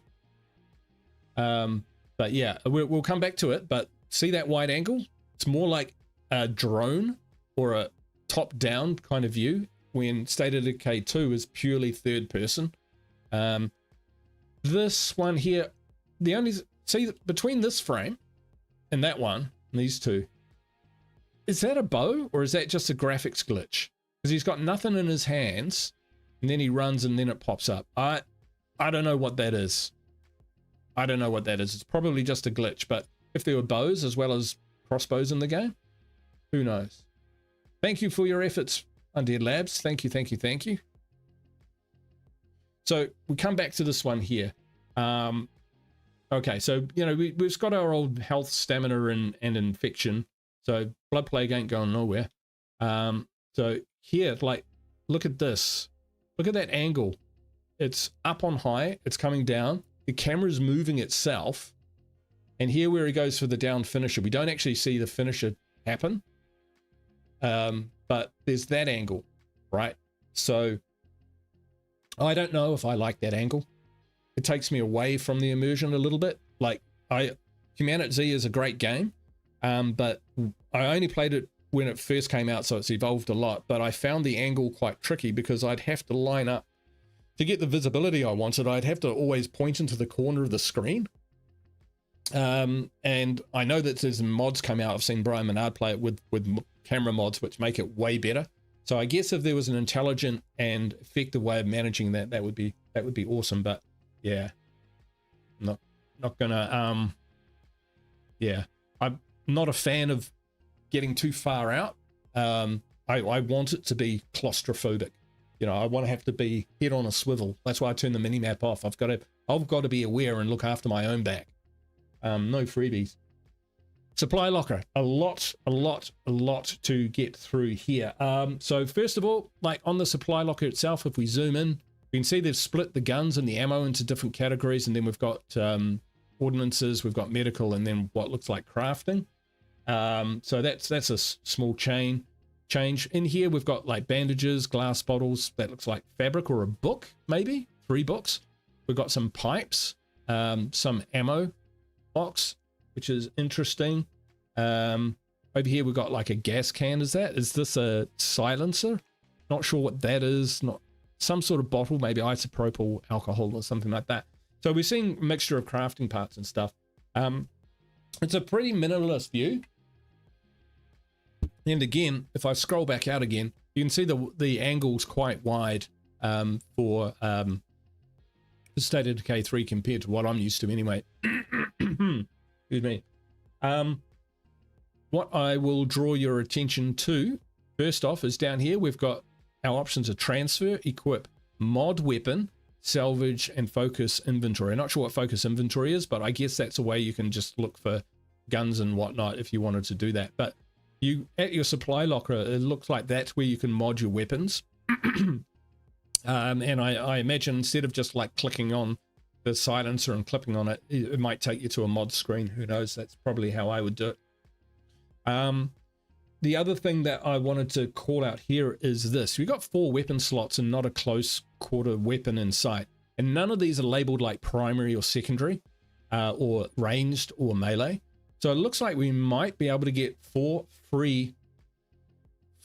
weapon slots which are free to choose from. I'm going to end this poll because I want to put up a poll for this. So in State of Decay 2, you can have 1 primary weapon, 1 secondary weapon, and a melee weapon, and your close combat. So 4 weapons, right? But why can't you have 1 secondary weapon and 2 melee weapons? So you could have the splitting maul, 22 pistol, and a pipe wrench. What's wrong with using that? The current State of Decay 2 weapon select inventory system forces you to take either 2 guns, 1 melee. That's what you're stuck with. Whereas what I think we're starting to see here is an experiment with being able to use, say, carry 2 guns, or just 1 gun and 2 melee weapons, or maybe 3 melee weapons. Maybe you can carry 2 secondary weapons. Maybe you can use 2 pistols. But basically, what I want to call out here in the next poll is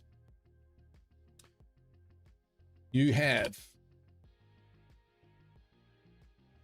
I'm going to say 4 weapon slots, and you can take whichever weapons you like. Because I like that, because let's say you prefer to fight melee, right? Or you've got no ammo.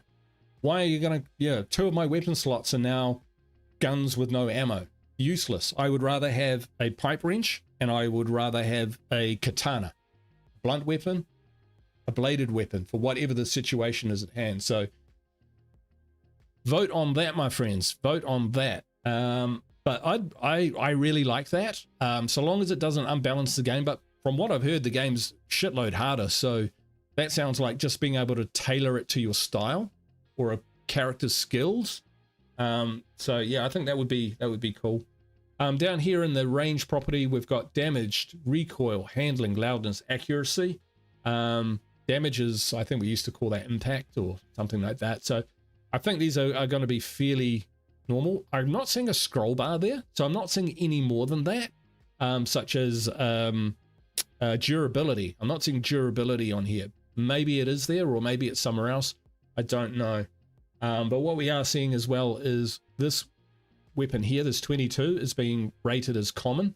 So it sounds like we're going to have tiered gun systems. So, common, uncommon, rare, very rare, legendary. That springs to mind in terms of the weapons that you can find. So, yeah. There were kind of tiers in State of Decay 2, not explicitly, but, you had your parangs and your pipes. that sort of thing. And then you had your awesome weapons like, you know, the splitting wall and stuff like that. So this just seems to help with that. And it does a comparison when he gets over here. He goes up and so he compares the Gronk with the 22, I think, or compared to another Gronk that he's got. Yeah, I'm not sure. Might be working on that. Might be buggy. That's why he's working on it. What is he Googling on the other monitor? No, I'm not going into that. It's restaurants. Cool. One thing I'll point out is just when we're in here, this little text down the bottom, I'll explain what's going on with that at the moment because I was able to get a handle on that. So again here, this is a kind of like a side angle shot as opposed to a following shot. As the survivor climbs the fence and jumps over. One thing I'll point out here is the bottle that they've got, the Molotov, is actually acid. So I'm thinking, you know, acid, there isn't an acid strong enough in reality that you could throw it on a zombie and it would destroy their brain within seconds or within a minute even, to the point where they would no longer function if, you know, their brain is what you need to attack and destroy, basically. But I'm wondering if it's because is acid going to replace fire as your crowd control methodology, so that you don't, you know, you can throw a Molotov into buildings, I put it in the video, all you want, but the house will never burn down. If they're going to introduce physics where like fences and stuff catch fire or bushes and that sort of thing, I don't know if they will. I think they might be playing with that. But, you know, in reality, if you can fill a bottle with acid, you can fill it with fuel. So yeah, but interesting. More options, which is exciting. I do like the way that it's got a really eerie feel to it, this whole map, which I think Sonny was talking about in one of his streams a couple of days ago, from his experience playing, and I really like that. I like to feel that the game is serious, because that's how it was when I first started playing State of Decay 2.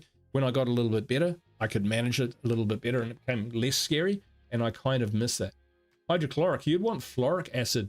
Fluoric acid is the one which works the quickest because it just goes straight through skin. It doesn't have to burn the skin off. The molecules are so small that it'll actually get inside and burn from the inside out. Once you've got fluoric acid on you, you are fucked. And the goggles, they do nothing. Dragon says you should be able to carry 2 sidearms like handguns and 2 assault rifles. Anything more would be crazy and too much to carry. Or you could strap a handgun to each leg. Yeah, I'm cool with just 4 weapons because I don't want to have to cycle through 12 weapons from a gameplay point of view. You know, don't give me too much. But that kind of flexibility absolutely is what I like the sound of. And if you've got 2 handguns, maybe you can dual wield them. Doesn't have to get silly like Max Payne sort of stuff. But remember Rhodes from Day of the Dead with his 2 revolvers? You could be that guy, you know. 2 massive revolvers, and that's how you roll, if you want to. Was there anything else on this one? Yeah, the houses look structurally sound, so I was a bit worried that the houses would be like mostly collapsed and it would be less interesting to explore. Brant talks for a while here about the alpha test, which you should definitely get involved in. And then over here we jump onto this one here. The monitor's on an angle, so it's really hard to make out anything going on here, particularly down the side. But you look at his weapon, that is a military rifle, folks. So even though there's an emphasis on crafting, it's not to say that you can't actually find military grade weapons in the game. They are there, except I just think that they'll be very difficult to find, and you might have to complete or perform pretty dangerous missions to get to the points of interest which might contain those, or get them out of infestations, that sort of thing. Wonder if there would be any other uses for acid, like melting locks. I like how you're thinking, Reese. I like how you're thinking. And that comes back to the 5th skill, being able to apply your skills that your character has in the field. So, you know, if you've got lock picking, you can pick locks, not just +10 to stealth. Not just at a meta level. But it does look like this guy, coming back to what's on the screen, is running across a snowy environment. Be interesting if there is snow, whether that would make the roads slippery so your car would slide about, or if it's deep snow, you would move slower and drain stamina faster. Who knows? Who knows? That would be interesting. I'll leave that up to them. We get a look at a bloater. Definitely different. Now, I'm not seeing a lot of plague nodules on the bloater like we do on the Juggernaut. I think the plague is going to evolve a little bit in the 2024 trailer. You saw the guy. Okay, I'm gonna show you this. So 2024, boom, boom, boom. First of all, this is in-game footage right here. This is in-game footage. I'm just gonna play this. Look at the physics. Bang, drops. Bang, bang, bang, bang. Oh, that wasn't so much. But anyway, the physics are beautiful. Guy comes charging in. Screamer gets head blown off. That was kind of levity, but the right kind. Zombies sneak up. Guy runs in. Hack zombie dead. Zombies grab him. That guy there with the bald pate. He looks like he's from State of Decay 1. Their zombies were scarier. He's not getting up. He's not getting up. He's not writhing on the ground. I'm turning into a zombie. He's just dead. He's cold. So I think that the Juggernaut is covered in plague. So I think they're going to shift the blood plague from being in everything up to their meatiest freaks. Because I think he didn't press B to dodge. No, he didn't. And he didn't even hack him in the head. So they're using the weapon stock to finish. Oh, yeah, TJ. Good suggestion. You know, the good old rifle melee as well. I think you get that with assault. No, you get the kick in State of Decay 2. But anyway, I get distracted. So the bloater might not give you plague anymore. Because that, I think people did find that frustrating. You know, it could... My Forever community, I drove past a bloater and it exploded. I didn't even hit it. Filled the car with bloater gas. I was going full tit, so I drove, pointed towards my base and then jumped out. The car went along, hit a tree or something, and I rolled into the cloud and I died. It was just the shittest. I was not happy. Gigantic, how you doing? Hey, how's it going? It's going really well, man. So yeah, I think the bloater, these, sorry, we'll forget about him. Yeah, he's from State of Decay 1, that one. They look a little bit more like humans, and I think that makes them scary. The State of Decay 2 zombies were a little bit generic. But the zombies from State of Decay 1 look like they were people, they were the zombification of people who would look scary when they were human. So I think that's a good combo. All right, I'll jump back into the result. We'll look at the bloater again. So yeah, no plague nodules or whatnot happening on there. So the bloater having evolved, and Philip Holt mentioned this, I think it's going to be quite a bit different. Quite a bit different. Right, then we're on to the bloater. No evidence of plague, talked about that. Yes, talking about, so we're looking at some assets here. And this is the Wushu guy, and Wushu have been working on asset stuff. So we've got interesting POIs, we've got trailers, workbenches. This is some sort of crane or something on wheels, which could be moved. We've got archery targets or just general targets. Comm stations, we've got interesting POIs. We've got water towers. We've got different biomes, green versus white. So, you know, temperate versus snow. But the thing I really wanted you to draw your attention to is the truck, and that's what you were mentioning earlier, Rob, I think it was, about the truck. So this truck here is a big deal. It says something, I can't read that, site, tapped option 2, up here, open box pump. And we've got that X there, we've got that X there. Where am I going with this? Just trying to get a good frame that we can look at it. So when I look at this text up here, we've got world, manifest sites, chemicals, salvage. That's how I'm reading this. And I used one of these. I used a magnifying glass to try and pattern recognition the text. So that's what I'm doing. So it looks like chemicals, it looks like salvage. That may be not what it says, but it frickin' looks like it.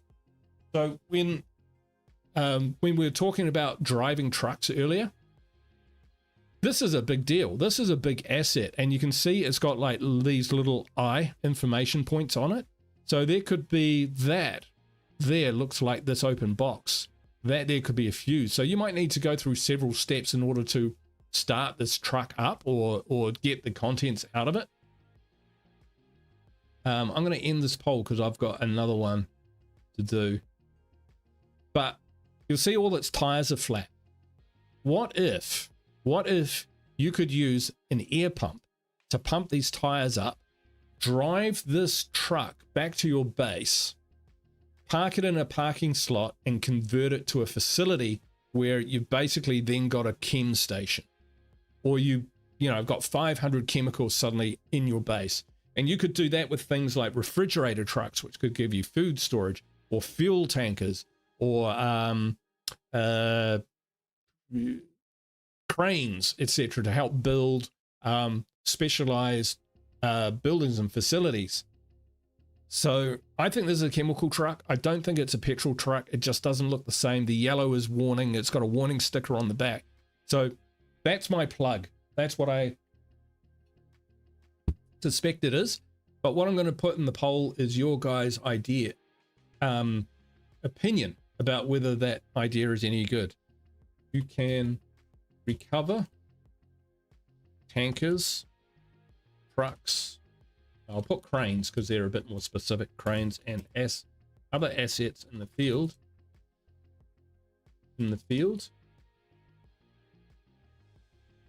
Return to base and convert to facilities. Oh, and convert and facilities.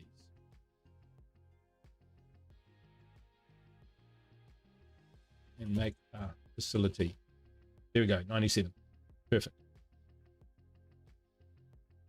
I think that would be way cool. And that, was it Dragon who was talking about bases being too samey? That would be a way you could actually customize a base on top of the base itself, as well as having different facilities which you could choose from and develop the base in different ways. You could also recover different assets from the field to bring them in, which, you know, you might have a military truck which has a machine gun on top of it for siege defense, you know, things like that. Hey Neon, how you doing? What you say, will it be a good sequel of the 1 and 2? Did you play actually something here already? So no, I haven't played any of the I'm on the alpha test, or I've signed up for it. Hopefully I'll get a chance to play it, but no, I'm not on the player council. I haven't played the game. I haven't been in communication with Undead Labs about what this stuff is. It's all just speculation. I'm a theorist. I like coming up with ideas and sharing them, and hoping that information, when we feed it back to Undead Labs, will help them in some way, even if it's just to go, these are all shit ideas, let's never do them. That helps. Don't do anything I say. You know. So yeah. I think State of Decay 3 will be excellent because they're doing all the right things and giving them the best chance possible to actually make it an awesome game. All right, so some more assets here as well. But yeah, I think that would be quite cool. Let's sort it out. Mr. Wushu, he's been in a lot of the content. Yeah, I have, he says. And lastly, and this is where we learn a little bit more about, they dox themselves a little bit here, Undead Labs. So this is gameplay much more traditional in terms of State of Decay 2. And this isn't taken from a camera of a monitor which is on a funny angle with bad lighting and YouTube compression. This is actually in game. Look how crisp and clean that is. Look at the lines. That's good anti-aliasing right there. And there's a lot to reveal here. So he's carrying 2 guns, and look at that. That's a military rifle. So no one's crafting one of those. That has to be found in game. You can see his mini-map reveals something. It's still pretty crude because I think it's just in early development. But you can see NPCs. Those are NPCs, I reckon, because we can't see the colors down there of other players who are in the game. So I think they're playing single player. And what we do see is aim snap. So look here, 27 bullets. So the guy uses one of the bullets, blows the window out. This is pretty cool. Now watch as I bring the crosshair over to him. Bam. See the little red cross? I'm thinking that's aim snap. So I think they're going to evolve aim snap. I think it's going to get nerfed, is my gut feeling, that instead of just it automatically snaps from basically anywhere onto their head, you have to be within a zone and then you can do it. Because yeah, but that's what we're looking at there. And if you look at his loadout, so he's got 2 guns, he's got a splitting maul. I think it's a splitting maul, and then he's got this knife here. That could be a knife, or that could be some sort of blade, like a blade weapon, not a close combat weapon. So 2 melee, 2 guns, who knows? Maybe he could have just had his pistol, and as well as this, he could have had a parang or a baseball bat as well. Neon says, sad because I sunk thousands of hours into 1 and 2, and the biggest fear 3 will lack on end content like the other 2. I restart so many times or made simple challenge games. Yeah, I don't have... Yeah, I definitely think that State of Decay 1 Breakdown. I like State of Decay 1 Breakdown because it kept the loop going. But basically that avoided the end game. So you got in the RV, you drove off, you started the map, you started again. There was that in State of Decay 2, but it did get repetitive. So it wasn't ideal. And in State of Decay 2, yeah, there wasn't a lot to do after you killed all the plague hearts and did that. So end content. Who knows? Well, if there are enclaves on the map in different factions, that could, you know, you could have several tranches of story or game narrative, if you like, dealing with the zombie plague, surviving and building your community, and then dealing with enclave factions. So the game could be broad enough so that by the time the end comes, you are sated. And I think that is possibly the way that they can deal with the end game, is when you get there, you feel like it's the right time to leave or the right time to restart, not necessarily, I'm here, I'm ready for more, and there isn't more. That's how I would probably approach it. More management, bigger base, more settlers, maybe even more between survivors. Yeah, I get you, man. I get you. Now, what I'm just going to do here, 11 o'clock, I am spot on time, is zoom in here. Now, there's some gobbledygook here, test game or something. Map, Evergreen. So in all the other gameplay that we've seen, they were on Evergreen as well, apart from that snow map where I couldn't read what it was. So they're playing on a map called Evergreen. That's all the visuals that we've seen. And don't know what this UI is about. That could be a different user interface. I might be trialing different user interfaces to see how they work. And Patrick is playing. So good shot, Patrick. Great shot.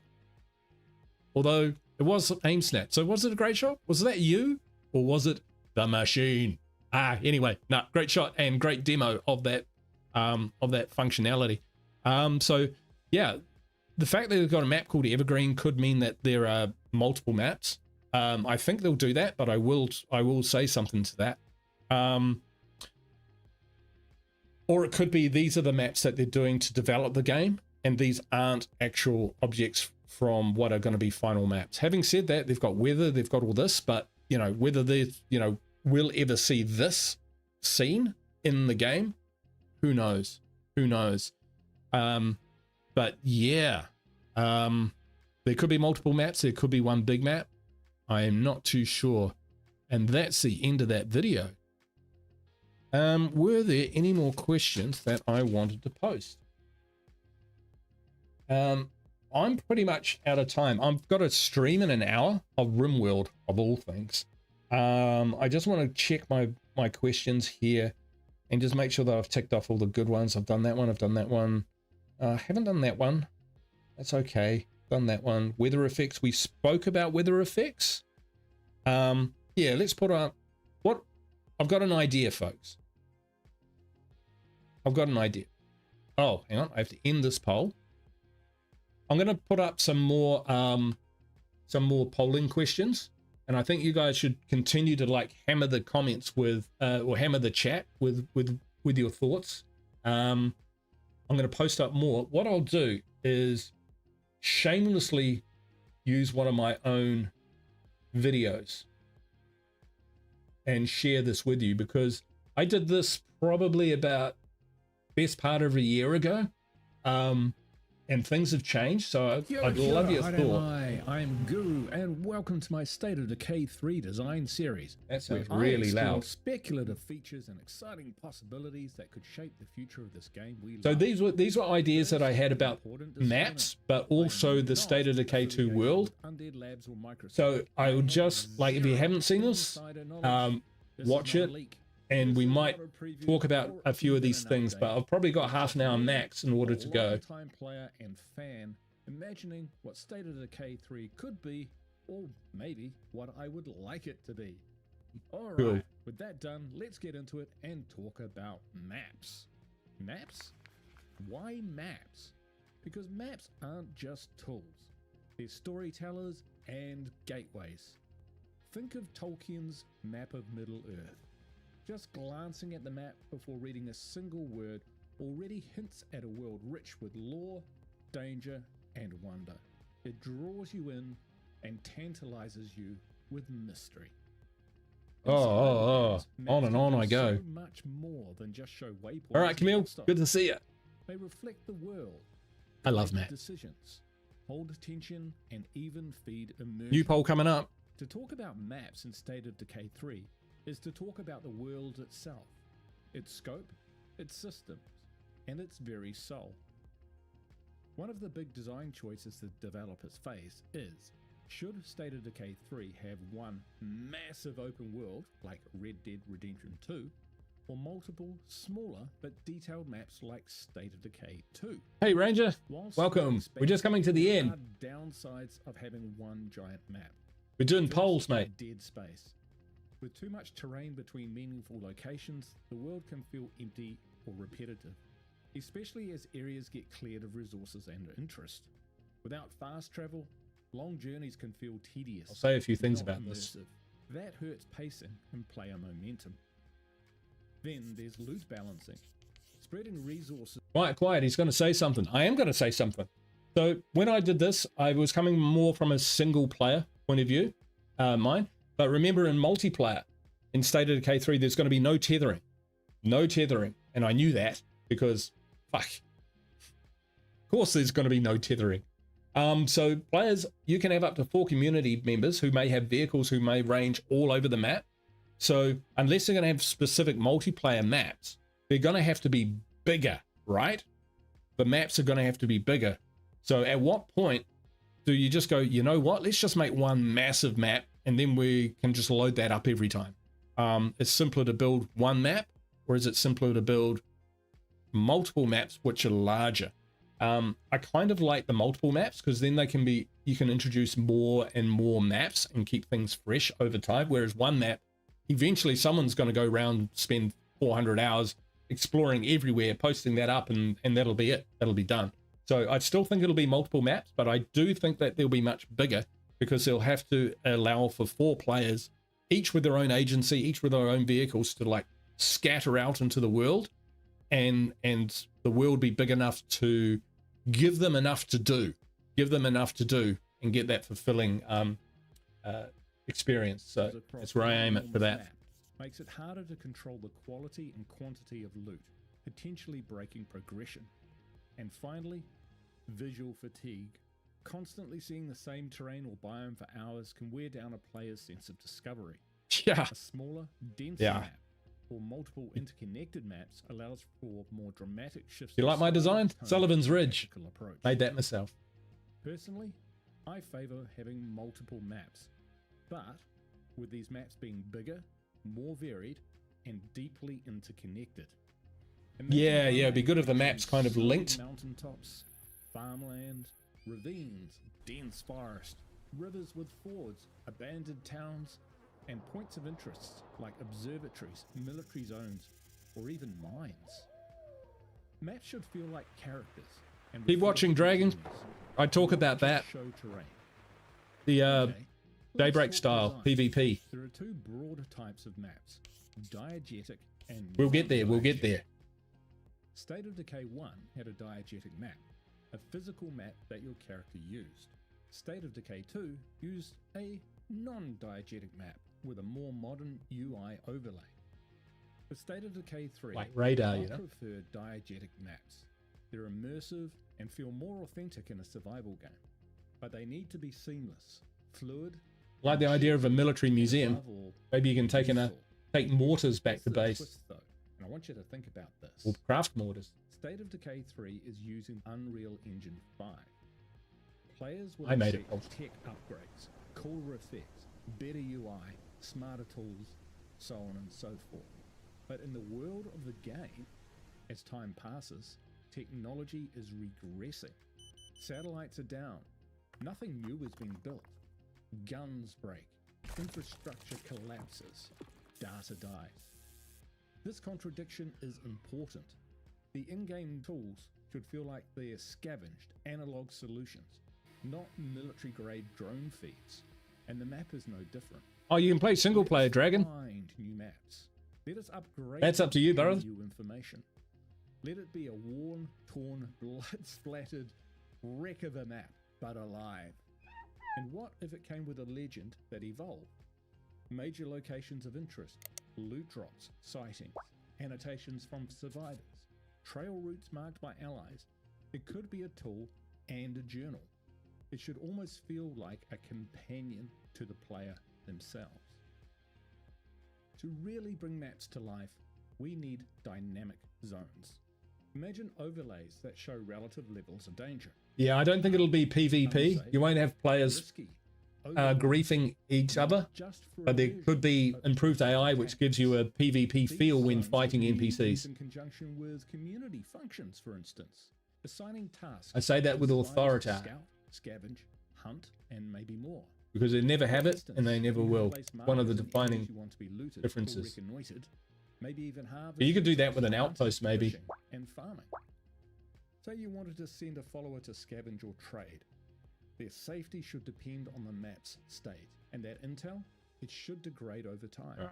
In I'm going to State put of up a new Decay poll 2, about your on the map, survivors. things appear with pinpoint precision. In State of Decay 3, spotting a juggernaut should place a marker that fades with time, unless updated.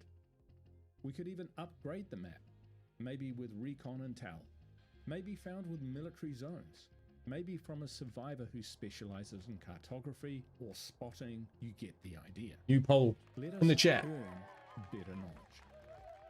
Environmental effects could shape navigation too. Imagine a flood that cuts off a bridge, or a heavy fog that limits your field intelligence. Weather should change what we see and how we use the map. Even temporary intelligence loss could create moments of suspense. A missing horde, a vanishing blip. Now you wonder where those bloaters are. It turns simple travel into tense Doesn't he look awesome? I love a feral that looks like that. This is just AI. This is nothing from Undead Labs. decision making, and adds a layer of suspense into the game, which will pervade and create the environment that we all want from a zombie survival game. Wow. Well, I want anyway. Yes. Finally, this all raises some big questions, like will the old maps be included in State of Decay 3? My bet? No. At least not at launch. By the time And made State him of Decay feral. 3 Yeah. hits, players and communities will have stripped Drucker, Niga, Cascade Hills, all the maps clean. Those maps are done. If they return, they'll be settled, fortified or rebuilt zones, maybe controlled by the network or another faction. They might be mentioned in the game lore, but I doubt they will be playable maps themselves. Remember when State of Decay 2 came out, there was no Trumbull Valley? No Trumbull Valley. So I think when State of Decay 3 comes out, these maps will be done. I mean, we've played them to death, right? And they're part of our stories. So if we were going and running through these maps again, but State of Decay 3, I just don't see the point. But I'd love to hear, like, on the radio and stuff, chatter from, not all the time, but if you go into your comm station and you turn the dial, you can hear sounds of people in the other maps? That would be quite cool. Will there be a city map? This is a big one. Maybe. But if so, I think it will be in a different way. Cities are massive. Even one apartment block could mean hundreds of rooms and zombies. A 20-story apartment block with 20 rooms per floor, with 400 zombies and 800 containers. Do you really want to search all these rooms? No. A city map would be completely overwhelming, but a city zone, maybe. Here we go. Here's the A PvP combat stuff. zone, a red talon base or hostile human faction where players can experience the closest thing to PvP combat, but of course it will be player versus AI. Something focused though and designed for intensity. Not Yeah, so there could be a zone that you can go to which is like a city map, but you don't go there to loot. You don't go there to to play the typical State of Decay 2 experience. You go in there with survivors, with armed up with military grade weapons and stuff if you're smart, and you go in and you take on like pirates and not actual pirates, yar parrots and shit, but nasty people, faction, evil factions. And then that's where you can get that player versus player experience without tainting the main game. It's just a zone, kind of like the evil zones, the monster zones and Lifeline. So it'll be primarily that PvP experience, zombie survival experience, but not about actual natural PvP. regions. Will there be biomes? I certainly hope so. Deserts, mountains, forests, wetlands. This is These big for could me. demand different tactics, gear, and vehicles. Imagine chainsaws for forests, snowmobiles in the alpine zones, combine harvesters in the fields. We'll explore some of these ideas in future videos for sure. The devs team eternal challenge though is to Can you imagine going across the field and hitting zombies in a combine harvester? That might be a bit gimmicky and a bit, it's not serious. Might not be serious enough. balance realism with gameplay and fun. In State of Decay 2, you can throw Molotovs into buildings and they never burn down. Realism can't override that fun. If burning down a building hurts player experience, it won't be in the game. But there could be some logical consequences. Yes, please, think risk reward, but not frustration. Perhaps buildings fill with smoke when you use firebombs inside them. That sort of thing. Can we impact and reshape the world? Let players clear scrub for farms and roads of abandoned vehicles, reinforce weakened bridges, build watchtowers and wilderness outposts, turn map zones into living, editable ecosystems. What kind of maps do you want to see? Let me know in the comments, and if you enjoyed this deep dive, like and subscribe for more speculative breakdowns coming up in the future. Until next time. Look at that throw. Amazing throw. That's Dark Side, folks. I think. Or was it? No, Plate of Dismay. Fucking had to hit that throw. All right, there we go, folks. There we go. Let's jump back into this. Right. Awesome. Okay. Unbelievable, guys. You have been fantastic. I'm actually out of poll ideas. I'm going to be streaming it in about 40 minutes. Some RimWorld, Snoosu video. That video, I've created a new playlist in my channel for State of Decay 3 content. It's got an old video where I kind of, like years ago, thought about what State of Decay 3 needs to be to the community. There's not a lot of like game footage and stuff. It's more a theoretical thought. And then I've got that map version in there as well. And I'm halfway through doing a base video as well, but I just held off on that because I thought I'd wait for the next release so that we've actually got something to kind of build a bit more opinion on. So if you want to see that, let me know in the comments, and smash that like button and subscribe to the channel, all of that sort of stuff. But I hope you've enjoyed this. You've invested a fuck ton of you in watching this and sticking with me and answering the poll.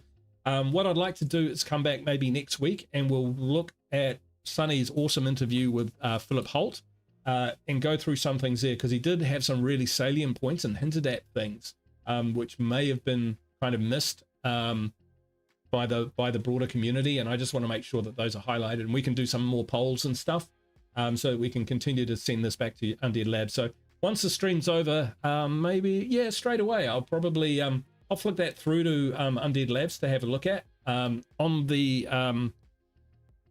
in the Discord for Undead Labs, you'll see my name under a content creator with luminaries such as Sunny Games and stuff. Sunny and Brian and Lakoli Yishon and others, and TX Digital and people like that, real famous folk. I'm totally like, I was nominated for that. I didn't ask and put my hand up.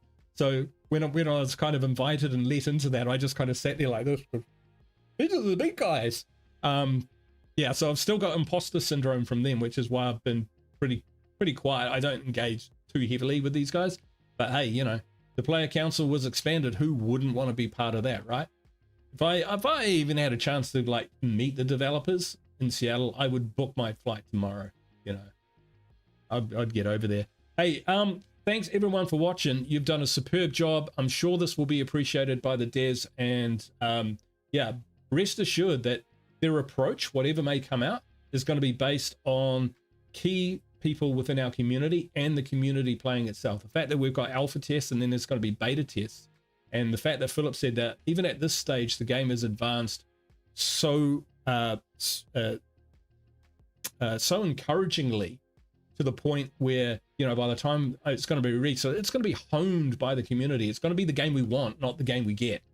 You hear what I say? So yeah, stay connected. Keep watching all the videos that come out from, you know, Brian and Jay and Sunny. There's heaps of information in there. Keep sign up for the alpha. Keep going to the Undead Labs Discord and let them know what you think about certain things, certain ideas, all of that sort of thing. Sign up for the wish list if they're still following that. Yeah, absolutely, man. Absolutely, Clay. Do that. I can't stress this enough. Very little do you get the chance to participate as much as we get to do in shaping this game. It's fucking unbelievable. Yeah, I'm cursing. I'm swearing. It's that meaningful. All right, everyone. I'll clock off now and get shit sorted. And who knows, if you want to watch a bit of RimWorld, Tribal RimWorld, based on the Snoo Snoo Amazonia episode from Futurama, then I'll see you there in about 40 minutes, half an hour. If not, you just have a great evening or morning or day wherever you are in the world. Go in peace. Ka kite. Bye for now.